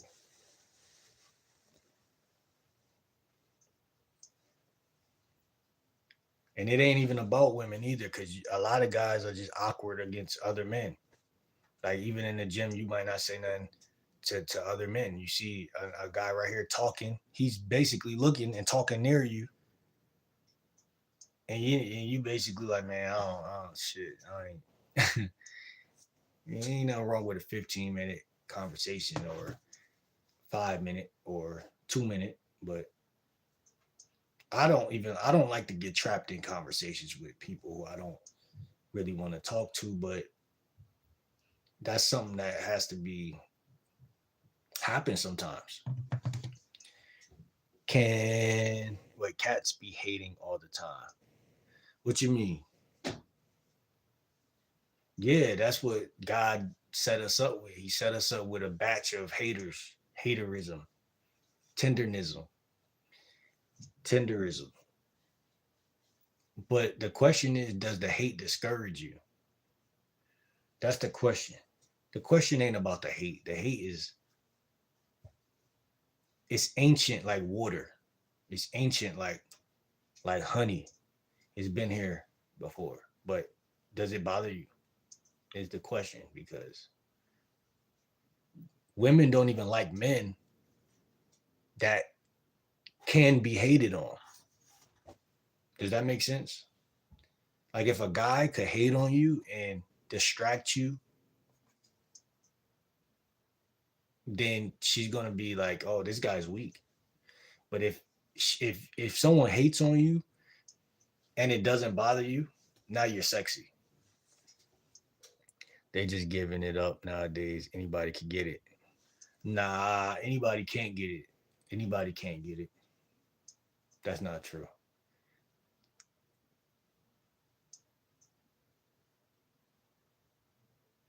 That's another misconception. That's another. It's beautiful. It's a beautiful misconception. In fact, I'm probably gonna steal that and use it. Someone said, "Yo, how do I talk to a woman?" Like, yo, they just giving it up, bro. Just go. I'm probably gonna use that, but he can't tell me that. But I'm gonna tell somebody that, because I'm not gonna go with the early 2000 one of like, what's good drama therapy. I'm not gonna go with the early 2001 of just be yourself. Nah, I don't want to use that one because they gonna know I'm lying. But I'm gonna tell them, man, they just giving it out, man. They just giving it out. Man, that's so devious. Hey, they just giving it out, man. Go ahead and go talk to him, man. He gonna walk up and get shot straight down. He gonna walk up and get shot straight down. Man, I told you, man. I told you. I told you they were just giving it up. That's another one of those worldwide spells that they put on the planet through the music. You just giving it out. Nah, they ain't just giving it out. They was sexually attracted and they got fucked. That's two different things. But people want to push slop and filth out into the world. And then they want to cover up the fact that true love still does exist and attraction is still very much prevalent. You know what I'm saying? Because they cover it up with this slime, with this girl telling a girl, you just giving it out. Now we're both single bitches. Fuck out of here. You better give it out. Fuck you talking about. Let me see.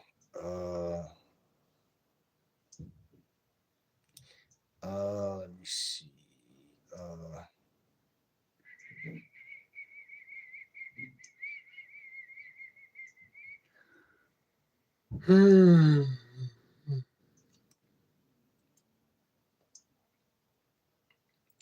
so my whole thing is, if you don't talk to women enough, that's red flag number one.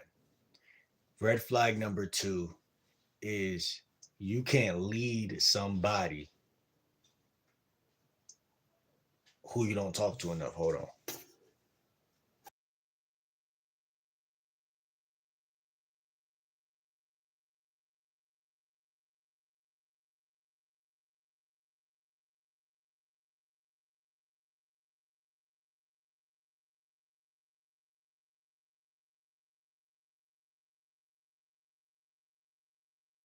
Drop a one if you're still in the chat, man.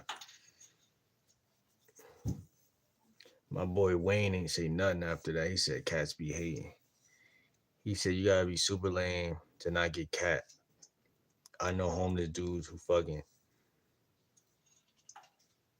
OTF. Um, homeless don't make you lame though. Homeless don't make you lame. Is that what you saying? Or is that not what you? I don't feel like that's what you're saying. Homeless don't have nothing to do with integrity. It doesn't have nothing to do with sexual tension. See what I'm saying? I'm here to debunk all the shit that is said that's bullshit nowadays. So, as a man, when you separate sexual tension from homelessness, for some reason you start to get more bitches. Why is that? I think it's all right to be yourself and take your time. What you mean by be yourself? What does that mean? What does that look like?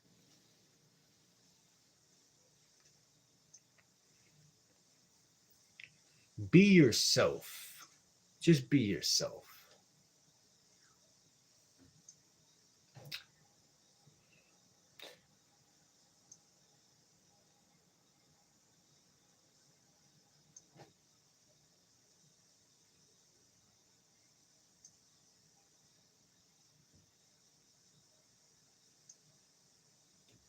Yeah, transparency is the biggest flex, right?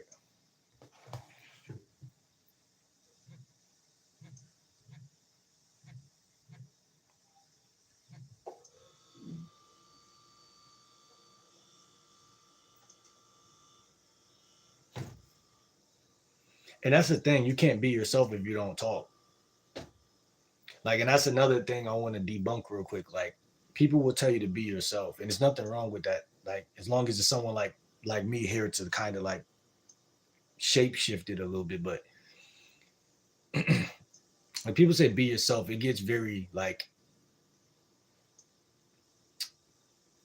woo woo. It gets a little woo woo when people say that because you don't know what they see when they say that, right? So if someone says that, then especially to a little kid, the little kid is just confused. And even if you say that to a 60-year-old person, they're like, "What the fuck? I've been here longer than you." So it's kind of like woo woo territory. It's kind of like woo woo territory. But when I hear that, I understand from my perspective. When I think of myself, I think of my soul, and when I think of my soul, I think of my childhood, and I think of like who I am when nobody's looking. I guess. Uh, and like I said, when it comes to opening up a conversation with somebody, uh, I'm under the oath and the thought process that I would never open up a conversation any other way besides being myself. Does that make sense? Because, like I said, if you copy someone else's content, you go out into the world and try to use it, you're going to get rejected because you're not being congruent enough. When you craft your stuff to fit your genuine curiosities, then there's a transparency that's naturally in there. Be you, talkative, quiet, shy, smile, be generous, friendly.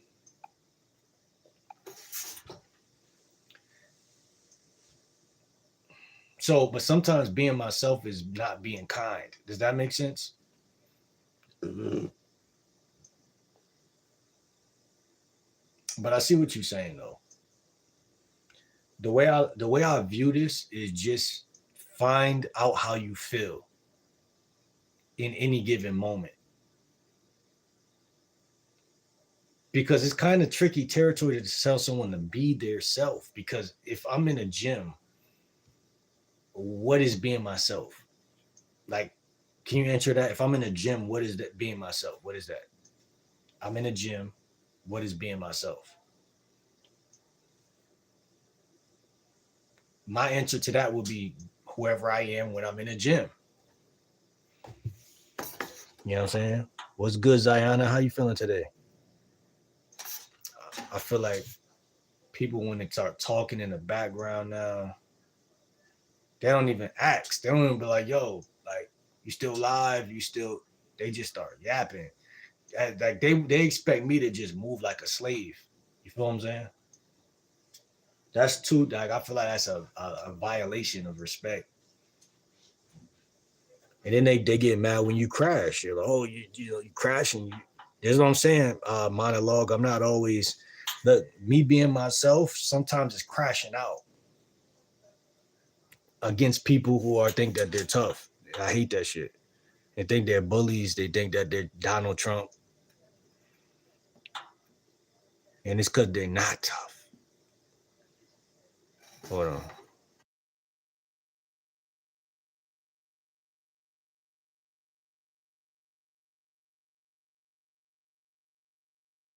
That's true. And speaking is just a conversation, right? I mean, like that's what I was saying. I don't know if you was in here a little earlier, but I said your openers. You know what I'm saying? You open up a conversation.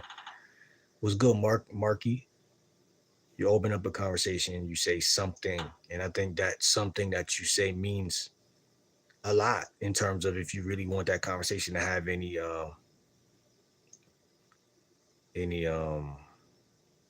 dictation over, like if you want that conversation to really drive a distance, you know what I'm saying, versus die off fast. A lot of people say shit that dies off fast. Like that's one thing I've observed about what we call communication skills. And I've done this for the last 20 years of my life. Like I took very little heed to what's really, I don't want to say real, but what's really like good stuff to say, if that makes sense.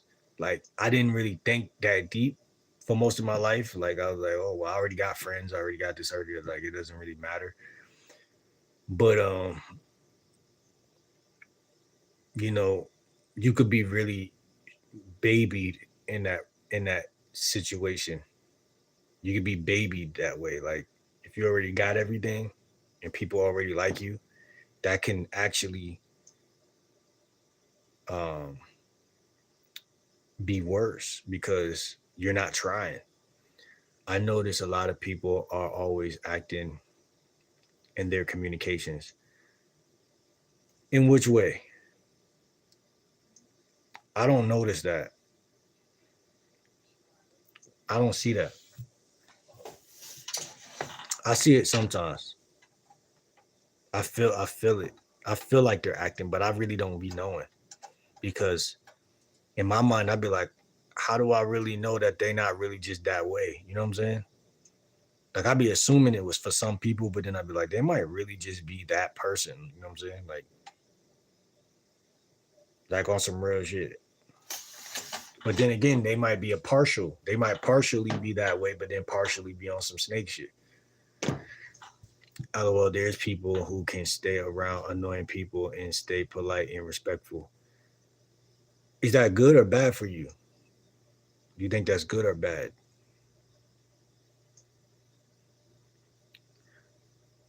Again, I think everything has a boiling point. This is my opinion. I think everything has a. I think you're right though. Like, if you really, really, really stay, find balance and stay, calm. They laugh and try to find something else funny to say. I'm trying to learn it. What you mean? You mean saying like you're talking about like poise? I think that's the word poise. So you're talking about it in a positive way, not in a pushover way.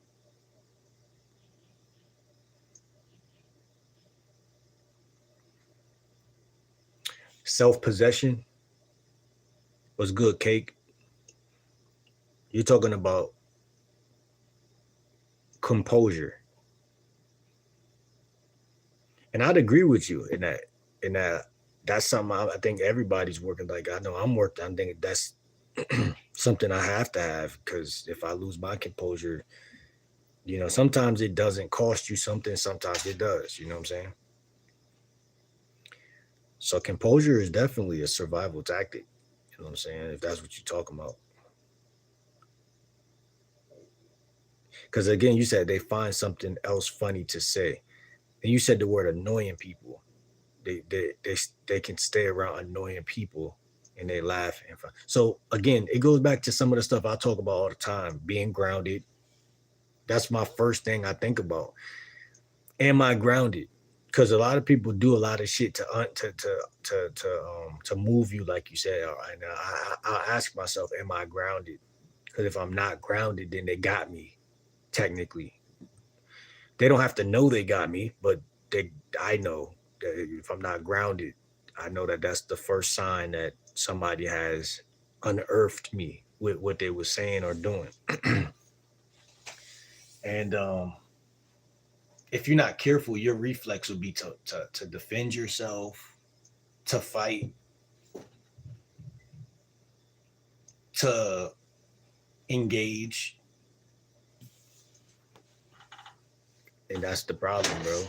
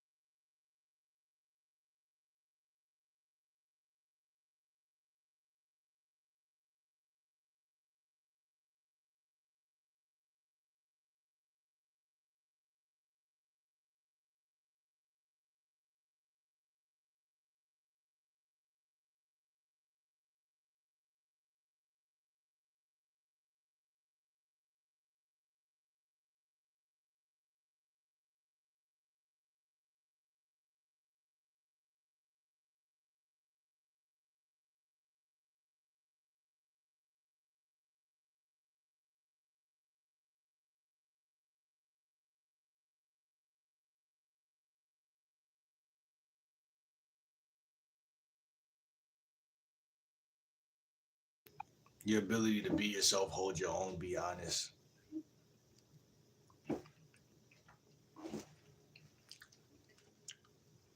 and drive a result. Or I don't know, man. Like I see game many different ways. Like I said, the easy answer would be to you say everything. So what do you consider game? Everything. Everything. Uh, but you know, when we talk about the dating game, your ability to have a good dating life, have a good strategy,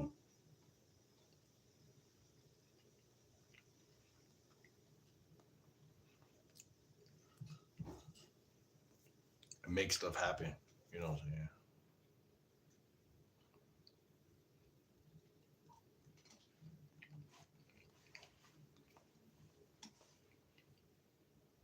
How often do you know what to say? That's another way of looking at it. How often do I know what to say instead of not knowing what to say? Just by looking at that alone, that'll expose if you got some.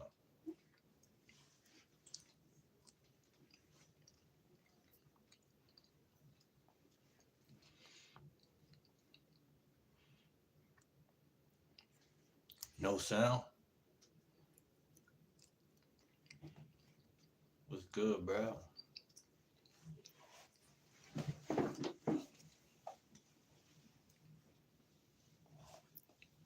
Long story short, you'll know if you got some, bro, because you will know what to say.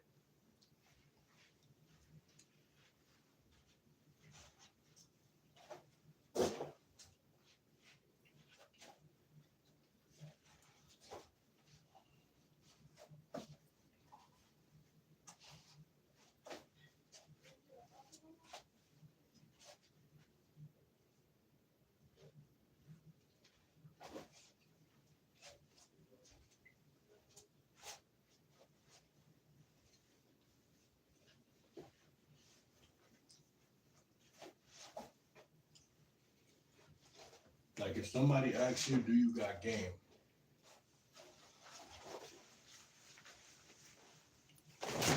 You should say yes or no. For the most part.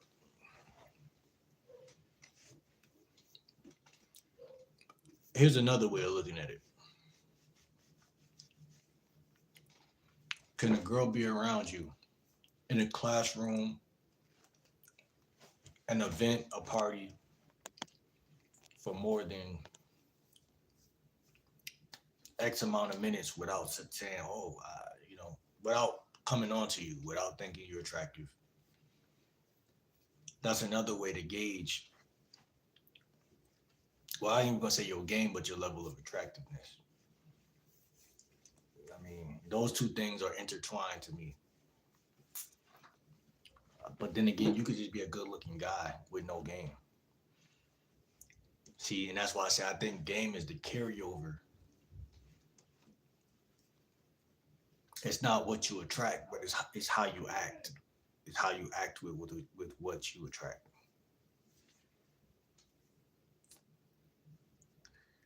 That's my opinion, bro. And it's your ability to like. It's a many things like your ability to get attention. I know that sounds feminine, but your ability to get attention is a part of the game because if you can't get somebody's attention, you can't really do nothing from that position. You could be a bad looking person, but you're very good at getting attention. Some people would consider that game. What can you do without attention? Another part of it is just consciousness. Are you conscious of what people consider game? Or are you just guessing? That's what I'm trying to say. Guessing is not game. Knowing is game. In my opinion, that's what that is. Knowing is game.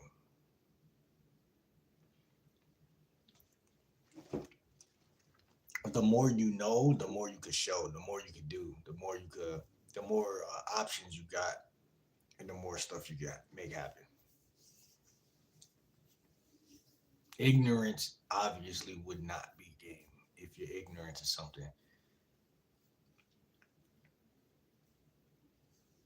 you're not gonna know everything, but you could try. You could you could approach a woman to see some stuff. Observation skill is game. Can you observe? How well is your observation skills on a scale 1 through 10? Mine's is probably like a 5.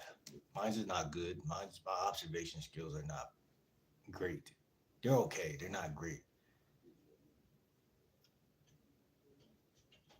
I'm not blind, but my senses work, but that don't mean that I'm looking at the right thing at the right time all the time. You know what I'm saying? Like right now it's 2:47. Like it's probably something I'm gonna do today. You know what I'm saying? Maybe, maybe not.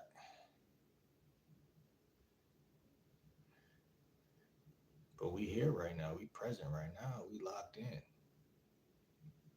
know what I'm saying? We locked in for the win.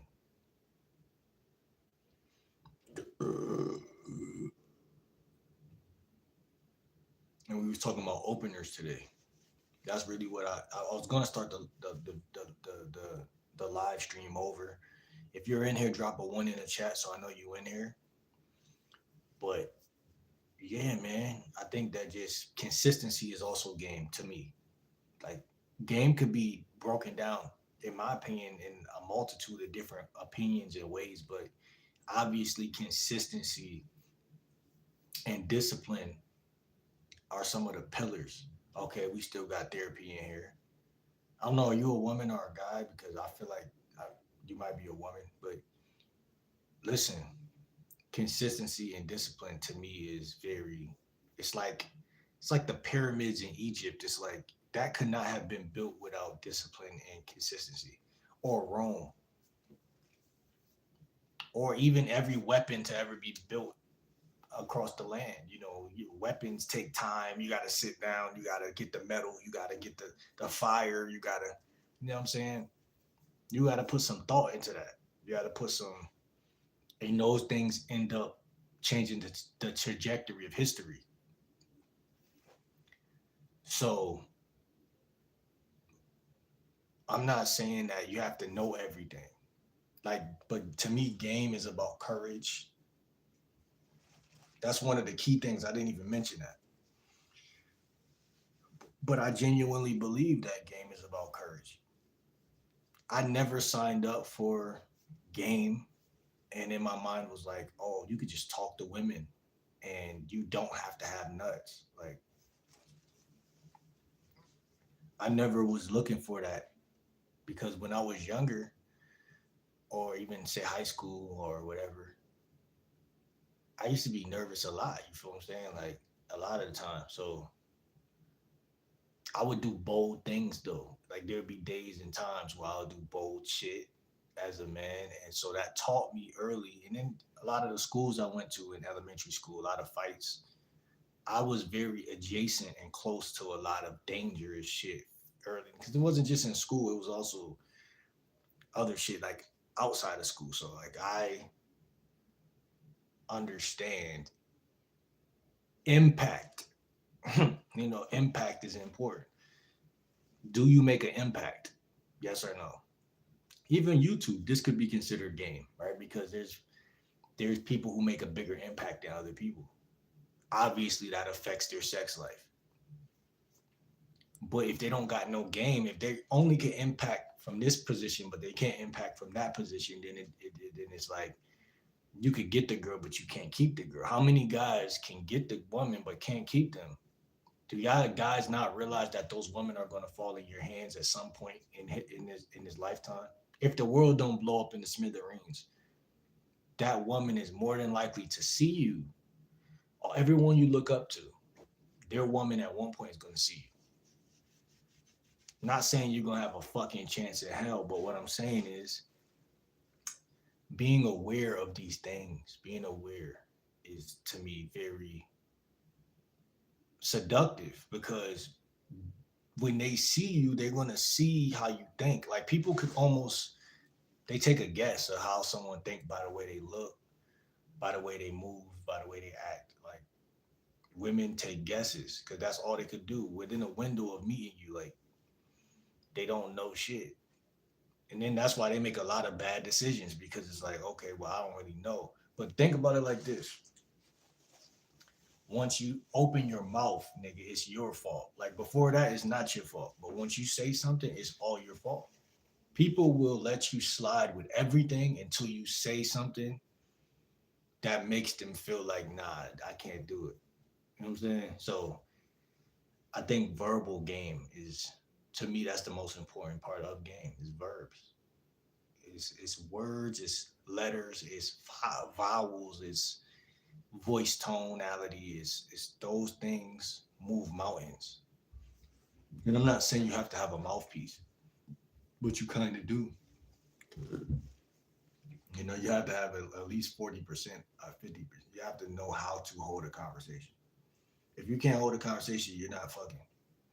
And if you do, she's gonna, yeah, it's not going, it's like, this isn't the late 80s, you feel what I'm saying? Where you just had to go to work, come home, put the paycheck on the fucking, on her bed. We're in a generation of influence, social media.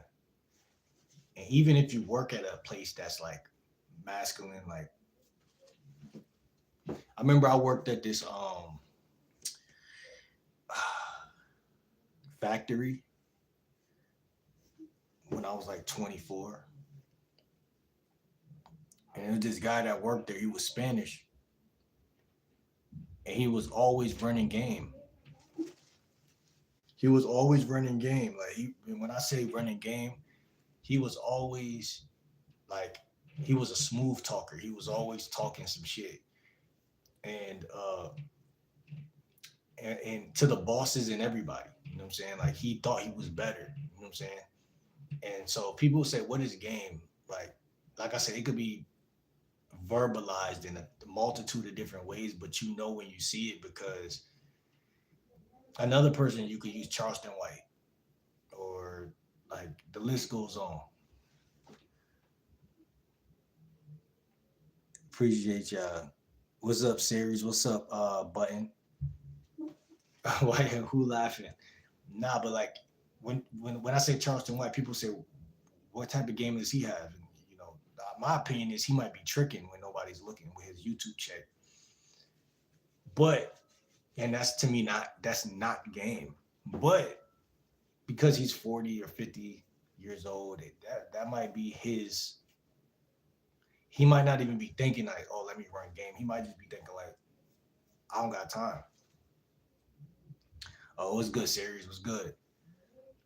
Make sure you subscribe, lock in, man. Lifestyle and dating coach, man.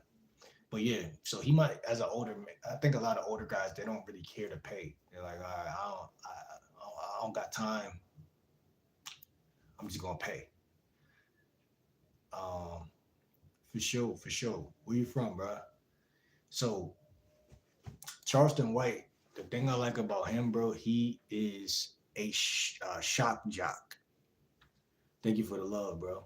A shock jock, right? And that's a character trait that women find sexually appealing. Like me, I'm not a shock jock, right? I could go to a gym and just literally just work out. You feel what I'm saying? And just mind my business. Like when I was in high school, I was that same way. But you know, women think I'm cute and shit, but still, like I could be socially awkward to a degree, and that's something that I don't like, bro. Like I don't like that shit. And see, I could see my content and see like that this shit is not that because it's not that, right? I'm not socially awkward, but I can be socially awkward. I don't know if anyone can like could feel where I'm coming from with that shit. I think a lot of people are not socially awkward. but they can be socially awkward. Because it's more about the mood that you're in than it is about. It's more about mood maintenance, right? Mood maintenance. Like your mood changes. Like, but let me put it like this. We talked today about openers, right? Fuck all that shit I was just talking about. We talked about openers today, right? What is an opener? It's playing chess, verbal chess. I'm going to move my pawn up one move. That's it. It could be hi, hey, hello. And that opens up what we perceive as a potential conversation. The potential conversation. Now, granted, that other person also has to not be awkward as fuck and they have to want to talk. So there has to be two things happening or three things happening for you to get that conversation. I'm telling you, or you have to opener has to be stimulating or it has to be pulling enough or attractive enough. Like the first thing fly out of your mouth has to be fucking stimulating enough to make that person say, "Oh, well, this person I have to respond because they said something that it brings that out naturally." So, long story short, a lot of people are not really awkward. They just don't talk enough to know the shit that I'm talking about. Um, so drop a one again if you're still in the chat. Whoever's in here, drop a one because I'm about to say something that's I feel like requires some feedback. And that's another thing. I'm doing it right now while I'm talking to y'all. I am engaging. This is called engaging. I'm engaging my audience. And a lot of people just don't know the terms of communication. We might be doing it and not even naming it what we're doing. And that can affect you negatively in the long run because if you don't name it, you don't know it. It's like I have a kid and you don't fucking name the kid and you're like, well, I have four kids, but I know Jerron, uh, uh, Mike, and Ruben, but I got another kid and I never gave him a name. So how easy is it? Well, I mean, he might be unforgettable at that point, but at the same time, it's very translucent information. Right? I don't talk enough about what you don't talk enough about. What don't you talk enough about?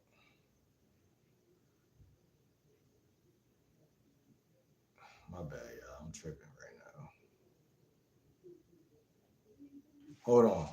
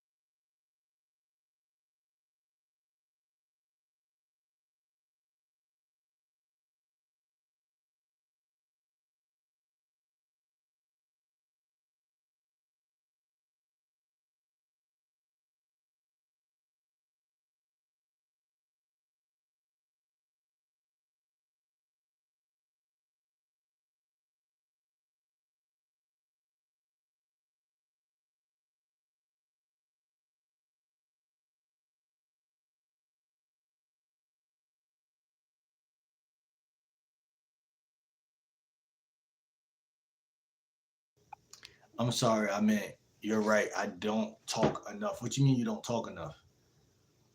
So look, here's an opener right here. Y'all let me know how y'all feel about this opener right here.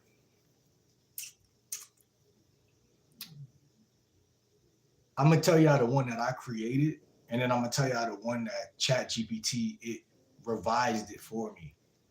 Right. So always make sure when you create an opener from the heart, you may craft it naturally. Make sure you ask Chat GPT to revive it because revise it because the funny thing is Chat GPT know more about the game than you. Let me tell you why. Because ChatGPT will tell you how you might be coming across. And that's so important because how many people can reflect their own mistakes in like to a stranger? Because technically, if I'm talking to a stranger, then the question becomes, how can I make a mistake, right? Especially in a world where people say, be yourself, right? What's the mistake? So the thing I love about ChatGPT is that it tells you, like, first of all, it knows you because you've been talking to it. But then second of all, it knows like you might be coming across this way. You might be coming across that way. And it does it and it corrects it in real time in short enough time to where I could be like, okay, well, I'm done with that. Let me throw that in the archives and let me move on and then do it again. But I'm not doing it like a robot where I'm just coming up with a bunch of openers. But if I wanted to, I could ask ChatGPT like, yo, make me like 30 openers that's all my style, GLW style. And I guarantee that I'm gonna have that. But long story short, I'm gonna show y'all the one that I came up with. And it's right here. Um, so I said, this is called the spell versus mood opener. Spell versus mood opener. This was a genuine thought that came to my mind, and I was like, this would probably be interesting to women. They might want to hear about this. I said, what's the difference between being under a spell and just being in the mood for something? Question mark. What's the difference? And I want therapy to answer this, or tell me, is this a bad opener or both? Answer it and tell me if it's a bad opener. I said, what's the difference between being under a spell and just being in the mood for something? And I want y'all to stick with me because a lot of y'all probably gonna be like, wait, hold on. That ain't really the game. That ain't really smooth. That ain't really this. But in reality, bro, this shit opens up portals, bro. Not like that, but it opens up conversational doors because when this is called an opener, but it's also like a gambit in a way. But when you talk to somebody, you want to say something that fits your personality. Like I said earlier, I could talk about woo woo shit. I like talking about woo woo shit to a degree. If it get too woo woo, then I'm good on that shit. It's good to see if the person has a mind to think. That's literally what I said to myself when I created it. I said, this right here gonna make a woman think. And I literally created it after I had that exact thought. Because if I say I'm in the gym, this is a bad place for this type of talk, but say I'm in a place where there's two women, they're talking amongst each other. This is called an opinion opener, right? So most guys will say, excuse me, wait, hold on. Do y'all think guys cheat more or women cheat more? Or what do mystery say? Quick question. Do you think guys cheat more or women cheat more? So that's like very attractive because it's light, it's not too heavy, and it's gonna make a woman they care about. So that's basically what I'm trying to say. When you come up with your topics to talk to women, it's better if the women naturally care about the topic. That's what I was saying earlier in this video. If they naturally care about relationships, they naturally care about who cheats more, women or men. That's also going to make them think. So the question becomes, what's the better question? Or is there even a better question? When people say be yourself, it gets very woo woo within itself because who are you and why are you asking that question? Some questions just hit different parts of people's body different. Like, who cheats more, women or men? She's not only thinking this is a good question and I want to answer it, but she's thinking like this conversation should be fun 8 minutes from now.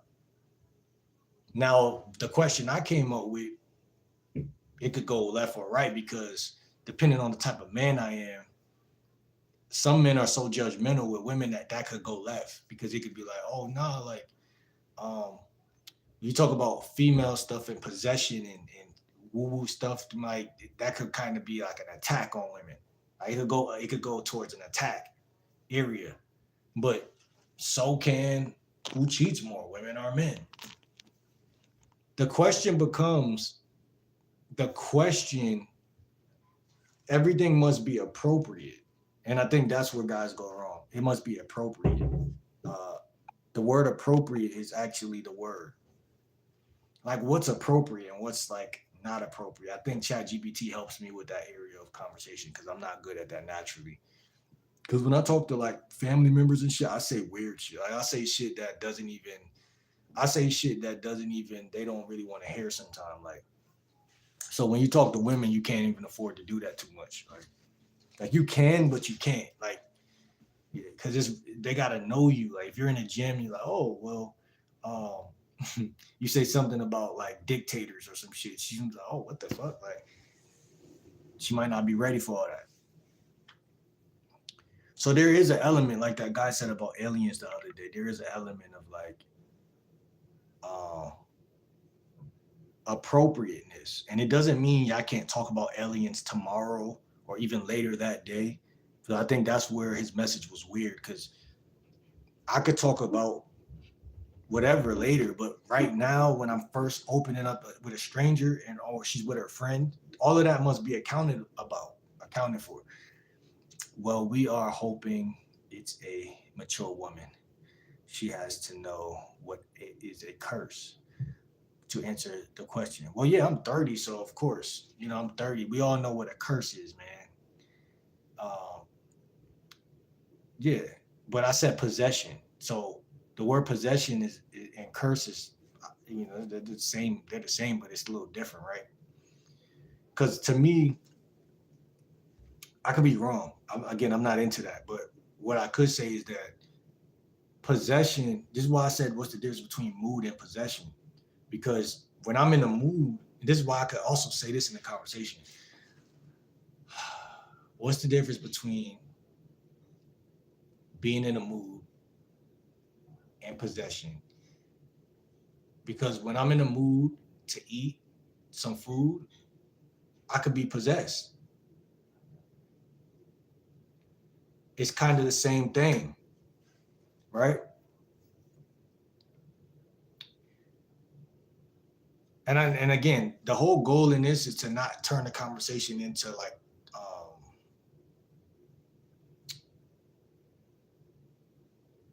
you don't want it to be a certain type of way, and that's why I gotta come back here real quick and because remember, like I said, I just created this earlier, so when you just create something new, it's like you gotta kind of like make sure this shit is like bulletproof and shit like that. So I said, what's the difference between being under a spell and just being in the mood for something? ChatGPT said this is actually a strong conceptual hook. It works because it's philosophical. It invites her to think, like you said. It sets up playful tension. Right? These are all things that we want. But the delivery matters more than the line. Where it can go wrong if you frame it like we're all under spells or whatever the case, or uh, sex magic, food magic, same thing type. Like if you take it that way, that could get that could go into a different dimension. We don't want that. It could feel accusatory. It could feel slightly chaotic or like you're preaching. We want to steer away from all of those things. So I might have came up with a great question, but that great question might not convert to sexual tension, which is what the goal of every uh, interaction generally is. Not saying you always are trying to fuck, but you generally want her to see you as sexy, but that can't really always happen if there's other things going on. Remember, an opener isn't a TED talk, it's bait, right? How to make it hit better, right? Instead of sex magic, food magic, same thing. Like I said, guys, y'all want to be careful with how your natural thoughts about reality are different than your what you would say to a stranger. Like, you know what I'm saying? Like, at the end of the day, your thoughts are your thoughts. What you mean, nah, bro? Hold on. So, ChatGPT told me to try something smoother, and it gave me this. I'm a vegetarian. It said, is craving just socially acceptable possession? Is craving just socially acceptable possession? That's something to make her think for sure. Now she laughs. Now she's curious. Now she's invested. Then you smile and say, because when people say they're in the mood, that sounds suspicious.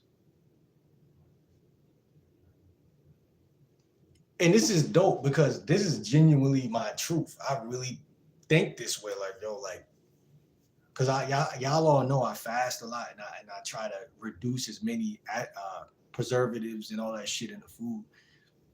And I look at the word mood and food, and it's almost the same word. And I'm like, people just like to eat when they'll tell themselves, like he said, I'll never eat chicken again, I'll never eat waffles again. But I catch myself like even earlier, I was thinking about eating something in the fridge. I'm good because it's gonna pass over. It's almost spell like. You know what I'm saying? I don't want to say that's what it is, but it has that. So my question in general was, what's the difference between a spell and a mood? That was the organic, groundbreaking question. What's the difference between a spell and a mood? If I put you in a mood, then you're under a spell. Right or wrong? If I put you under a spell, then you're obviously going to be in the mood. Those things kind of cross. They're like they're like interwoven universally. Not saying people are under spells, but saying like, what's the difference? I'm getting her to think, like you said, and not for us to become some type of fucking investigators, but for us to have dialogue. For us to just, I'm not doing anything for anything. When it comes to what I call game, it's just shooting the shit. It's just having good conversation. That's it. Shit that you'll see on the sci-fi channel or shit that you'll see on YouTube. So that's my whole thing, because a lot of guys have trouble because they think like, oh, I think these thoughts, but I don't. When I talk to women, I can't say these thoughts. I can't talk about UFOs. It's not that you can't talk about UFOs. You're just not you're not framing the question in an edible way. So if she's working out with her friend, you're not going to ask her about UFOs. You're not going to ask her about spells. You're not going to ask her about anything like that. That would be technically weird or situation inappropriate. So you would start off with a simple question or something different. What's good, Leela? How you doing, girl? I ain't seen you in a minute. So you start off with something simple, like, you know what I'm saying? Something that is just like dialogue. And then you segue it or you traverse it into something you're really curious about, because we all are really curious about some things, but the things we talk about are very surface level. So we want to, as a man, I feel like for the men out here, you want to ask yourself, how long do I gotta talk regular before we get into deep shit? Because I know me, I like to talk about deep shit.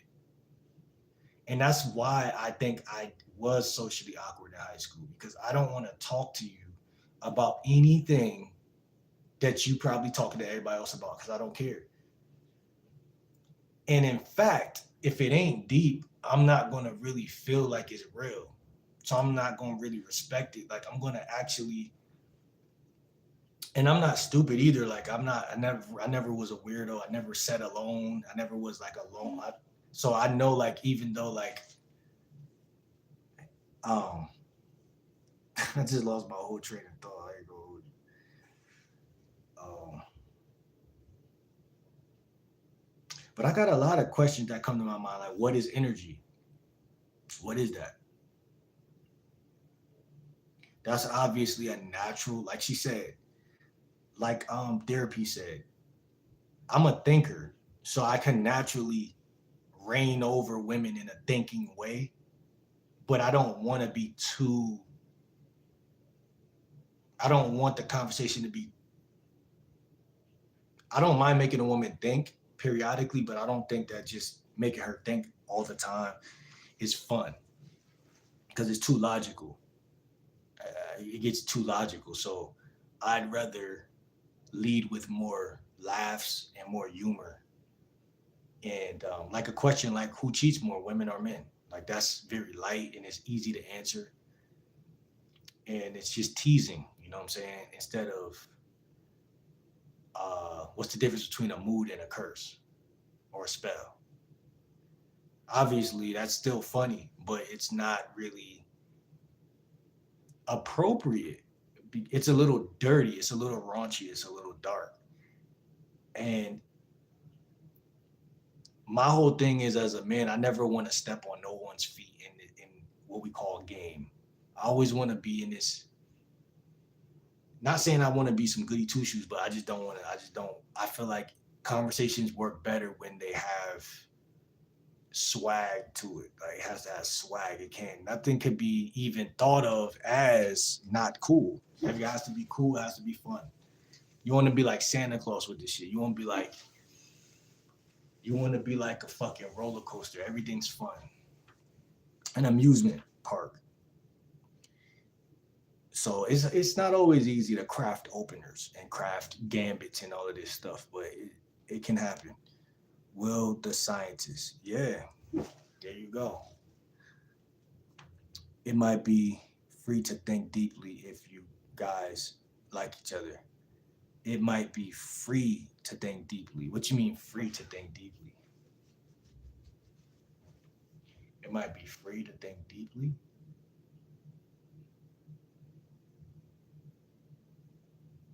I don't think there's nothing wrong with thinking deeply. I think it's something wrong with bringing your deep thoughts into the field because nobody cares. And people care once you get their attention, but not before you get their attention. So you gotta, like, and that's the thing about. I learned that in communication. I study. I watch a lot of shit on communication. So once you got someone's attention, then it's like you could damn near, you know, fart, and they're gonna be like, "Oh, that's amazing."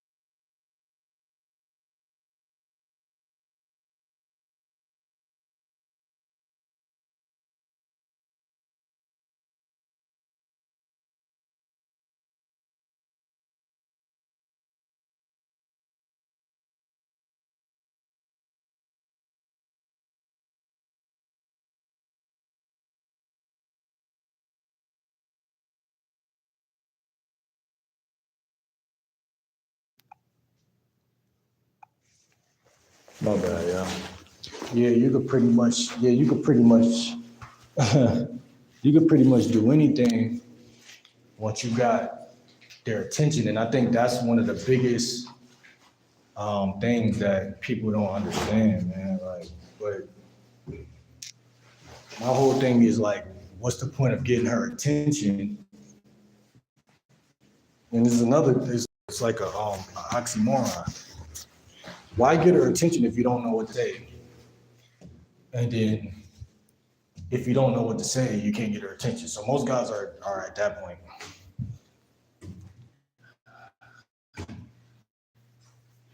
Cause like even if you know the first thing to say, don't mean you don't know what the fuck this is. But see me, like I said, man, once a woman is interested, she's usually in. She's usually in. You know what I'm saying? Usually.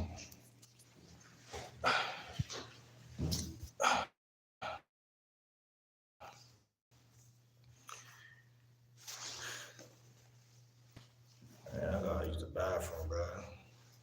Bathroom blocked right now. No cap. But yeah, and I think it's important for everybody to study communication skills because you can't be weird if you know how to talk. I think so many people, I mean, obviously, it's a perception. You can't control people's perception of you, but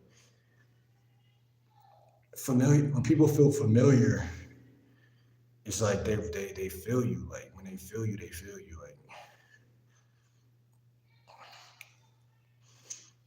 so, yeah, that's the opener I came up with earlier.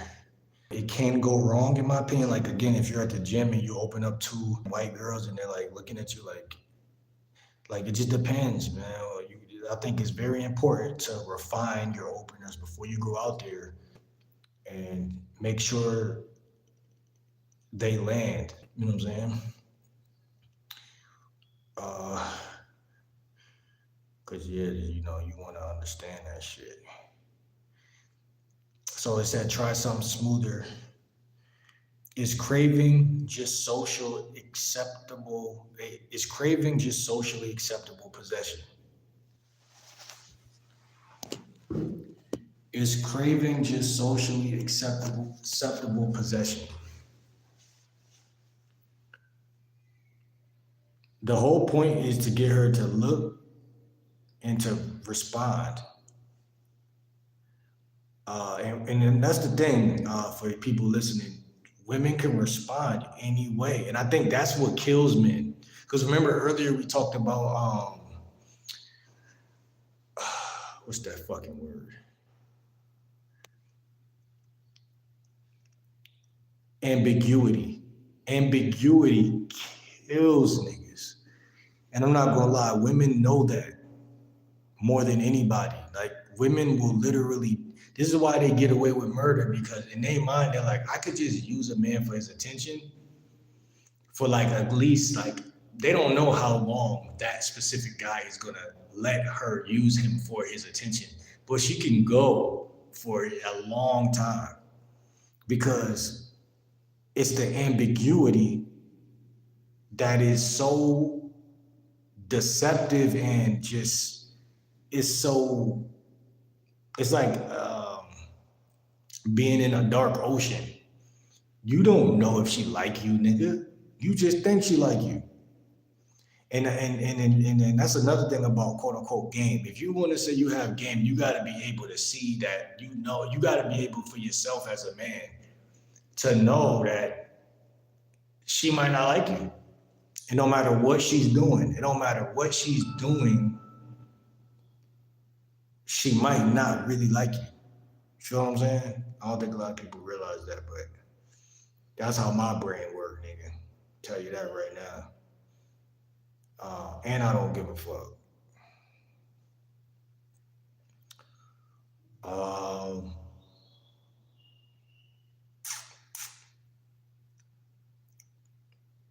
So the second part of that opener is because when people say they're in the mood, that sounds suspicious. Remember, we're just trying to provoke and evoke a reaction out of her. That's all openers is. That's all that shit is. And I think for me, this would work better if you're at a lunch table, if you're eating food.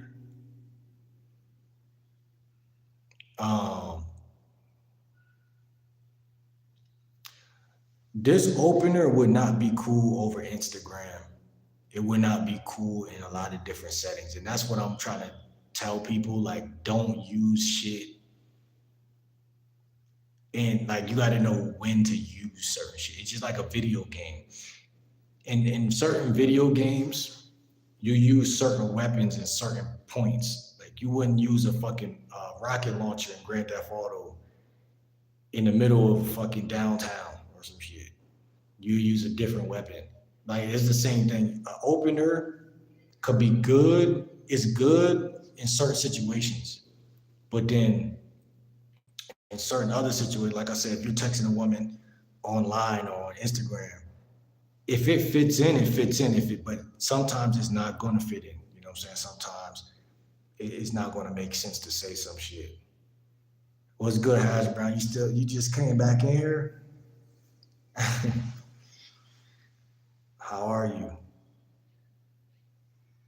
Like I say, and we're on the internet right now. Like on the internet, listen, it's nothing wrong with having some game on the internet, but I'm really favoring in real life dynamics right now. That's where the game is played in real life. I'm telling you, men out here.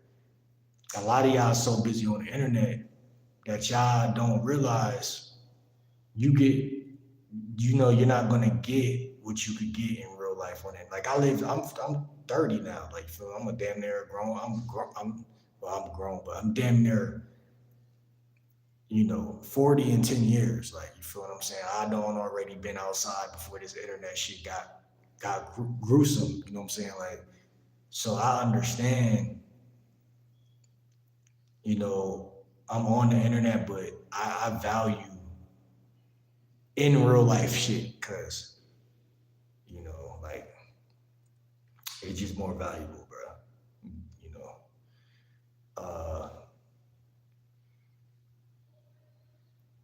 so whatever you say, fellas, you don't want your shit to come across like you're attacking anybody. I think sometimes I come across like that when I'm not trying to, but it's better to come across like you're teasing her reality. If you tease a woman's reality, that's funny. But if you're attacking, if you come across, that's why that red pill shit I don't fuck with because it's not no game.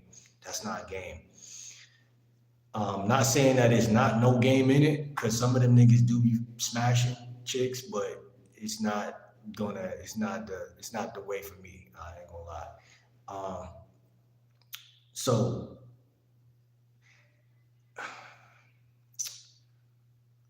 so from a psychological angle, why this opener works is the brain doesn't like unresolved loops. When you compare spells, lust, and hunger, you're activating curiosity, slight discomfort, and intellectual tension. That's seductive when delivered calm. But if you deliver it intense or conspiracy coded, it can feel heavy. And heavy kills vibe. It's what us as men we have to understand. Heavy is not sexy. Heavy is not sexy. Light is right, but heavy is not sexy. And that's hard because us guys are so logical brained that we're so heavy minded that we sink to the bottom of this shit every time. We have to be light like a feather in order to weather these women. But hold on. Number two, food is a distraction. We're supposed to. Oh yeah, so I came up with another opener. It's like food is a distraction. We supposed to be out here reproducing or something like that. Say that to a woman. That was like something that just. It was like the second thing that popped into my head. Like, oh, what can I come up with now? And that was the second thing. And like, how can I say this to a woman? Like, what place, time, and event can I use this? And ChatGPT said this one is so dangerous. This one is dangerous. This one is dangerous territory socially, not morally, just socially. Because if you say it raw like that, it could come off anti-pleasure, anti-life, slightly extreme. And remember, women respond to emotional safety, playfulness, control, masculinity, not intensity out the gate. So they said better spin on it instead of we're supposed to be reproducing, not stuffing our faces. Try hold on real quick.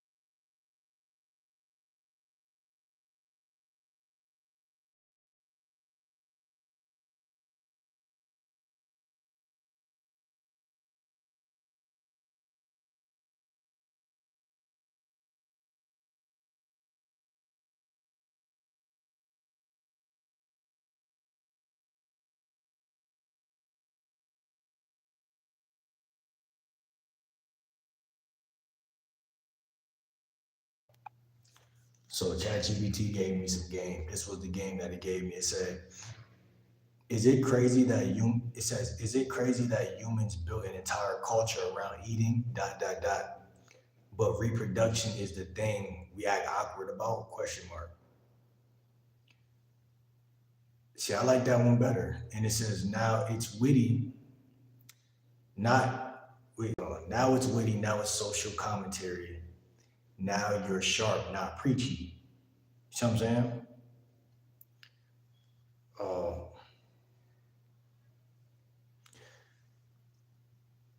the spiritual game angle. Spiritual game works when it feels light, observant, detached. It fails when it feels paranoid, hyper serious, anti woman. Remember something important. Most people, this is really important for y'all fellas. Most people grew up in a feminine, dominant household. So if you come in with energy that sounds like you're exposing females, it can trigger defense mode. And I don't care what the topic is. Uh, so that's one thing that I want guys to take with them and realize that shit. Um,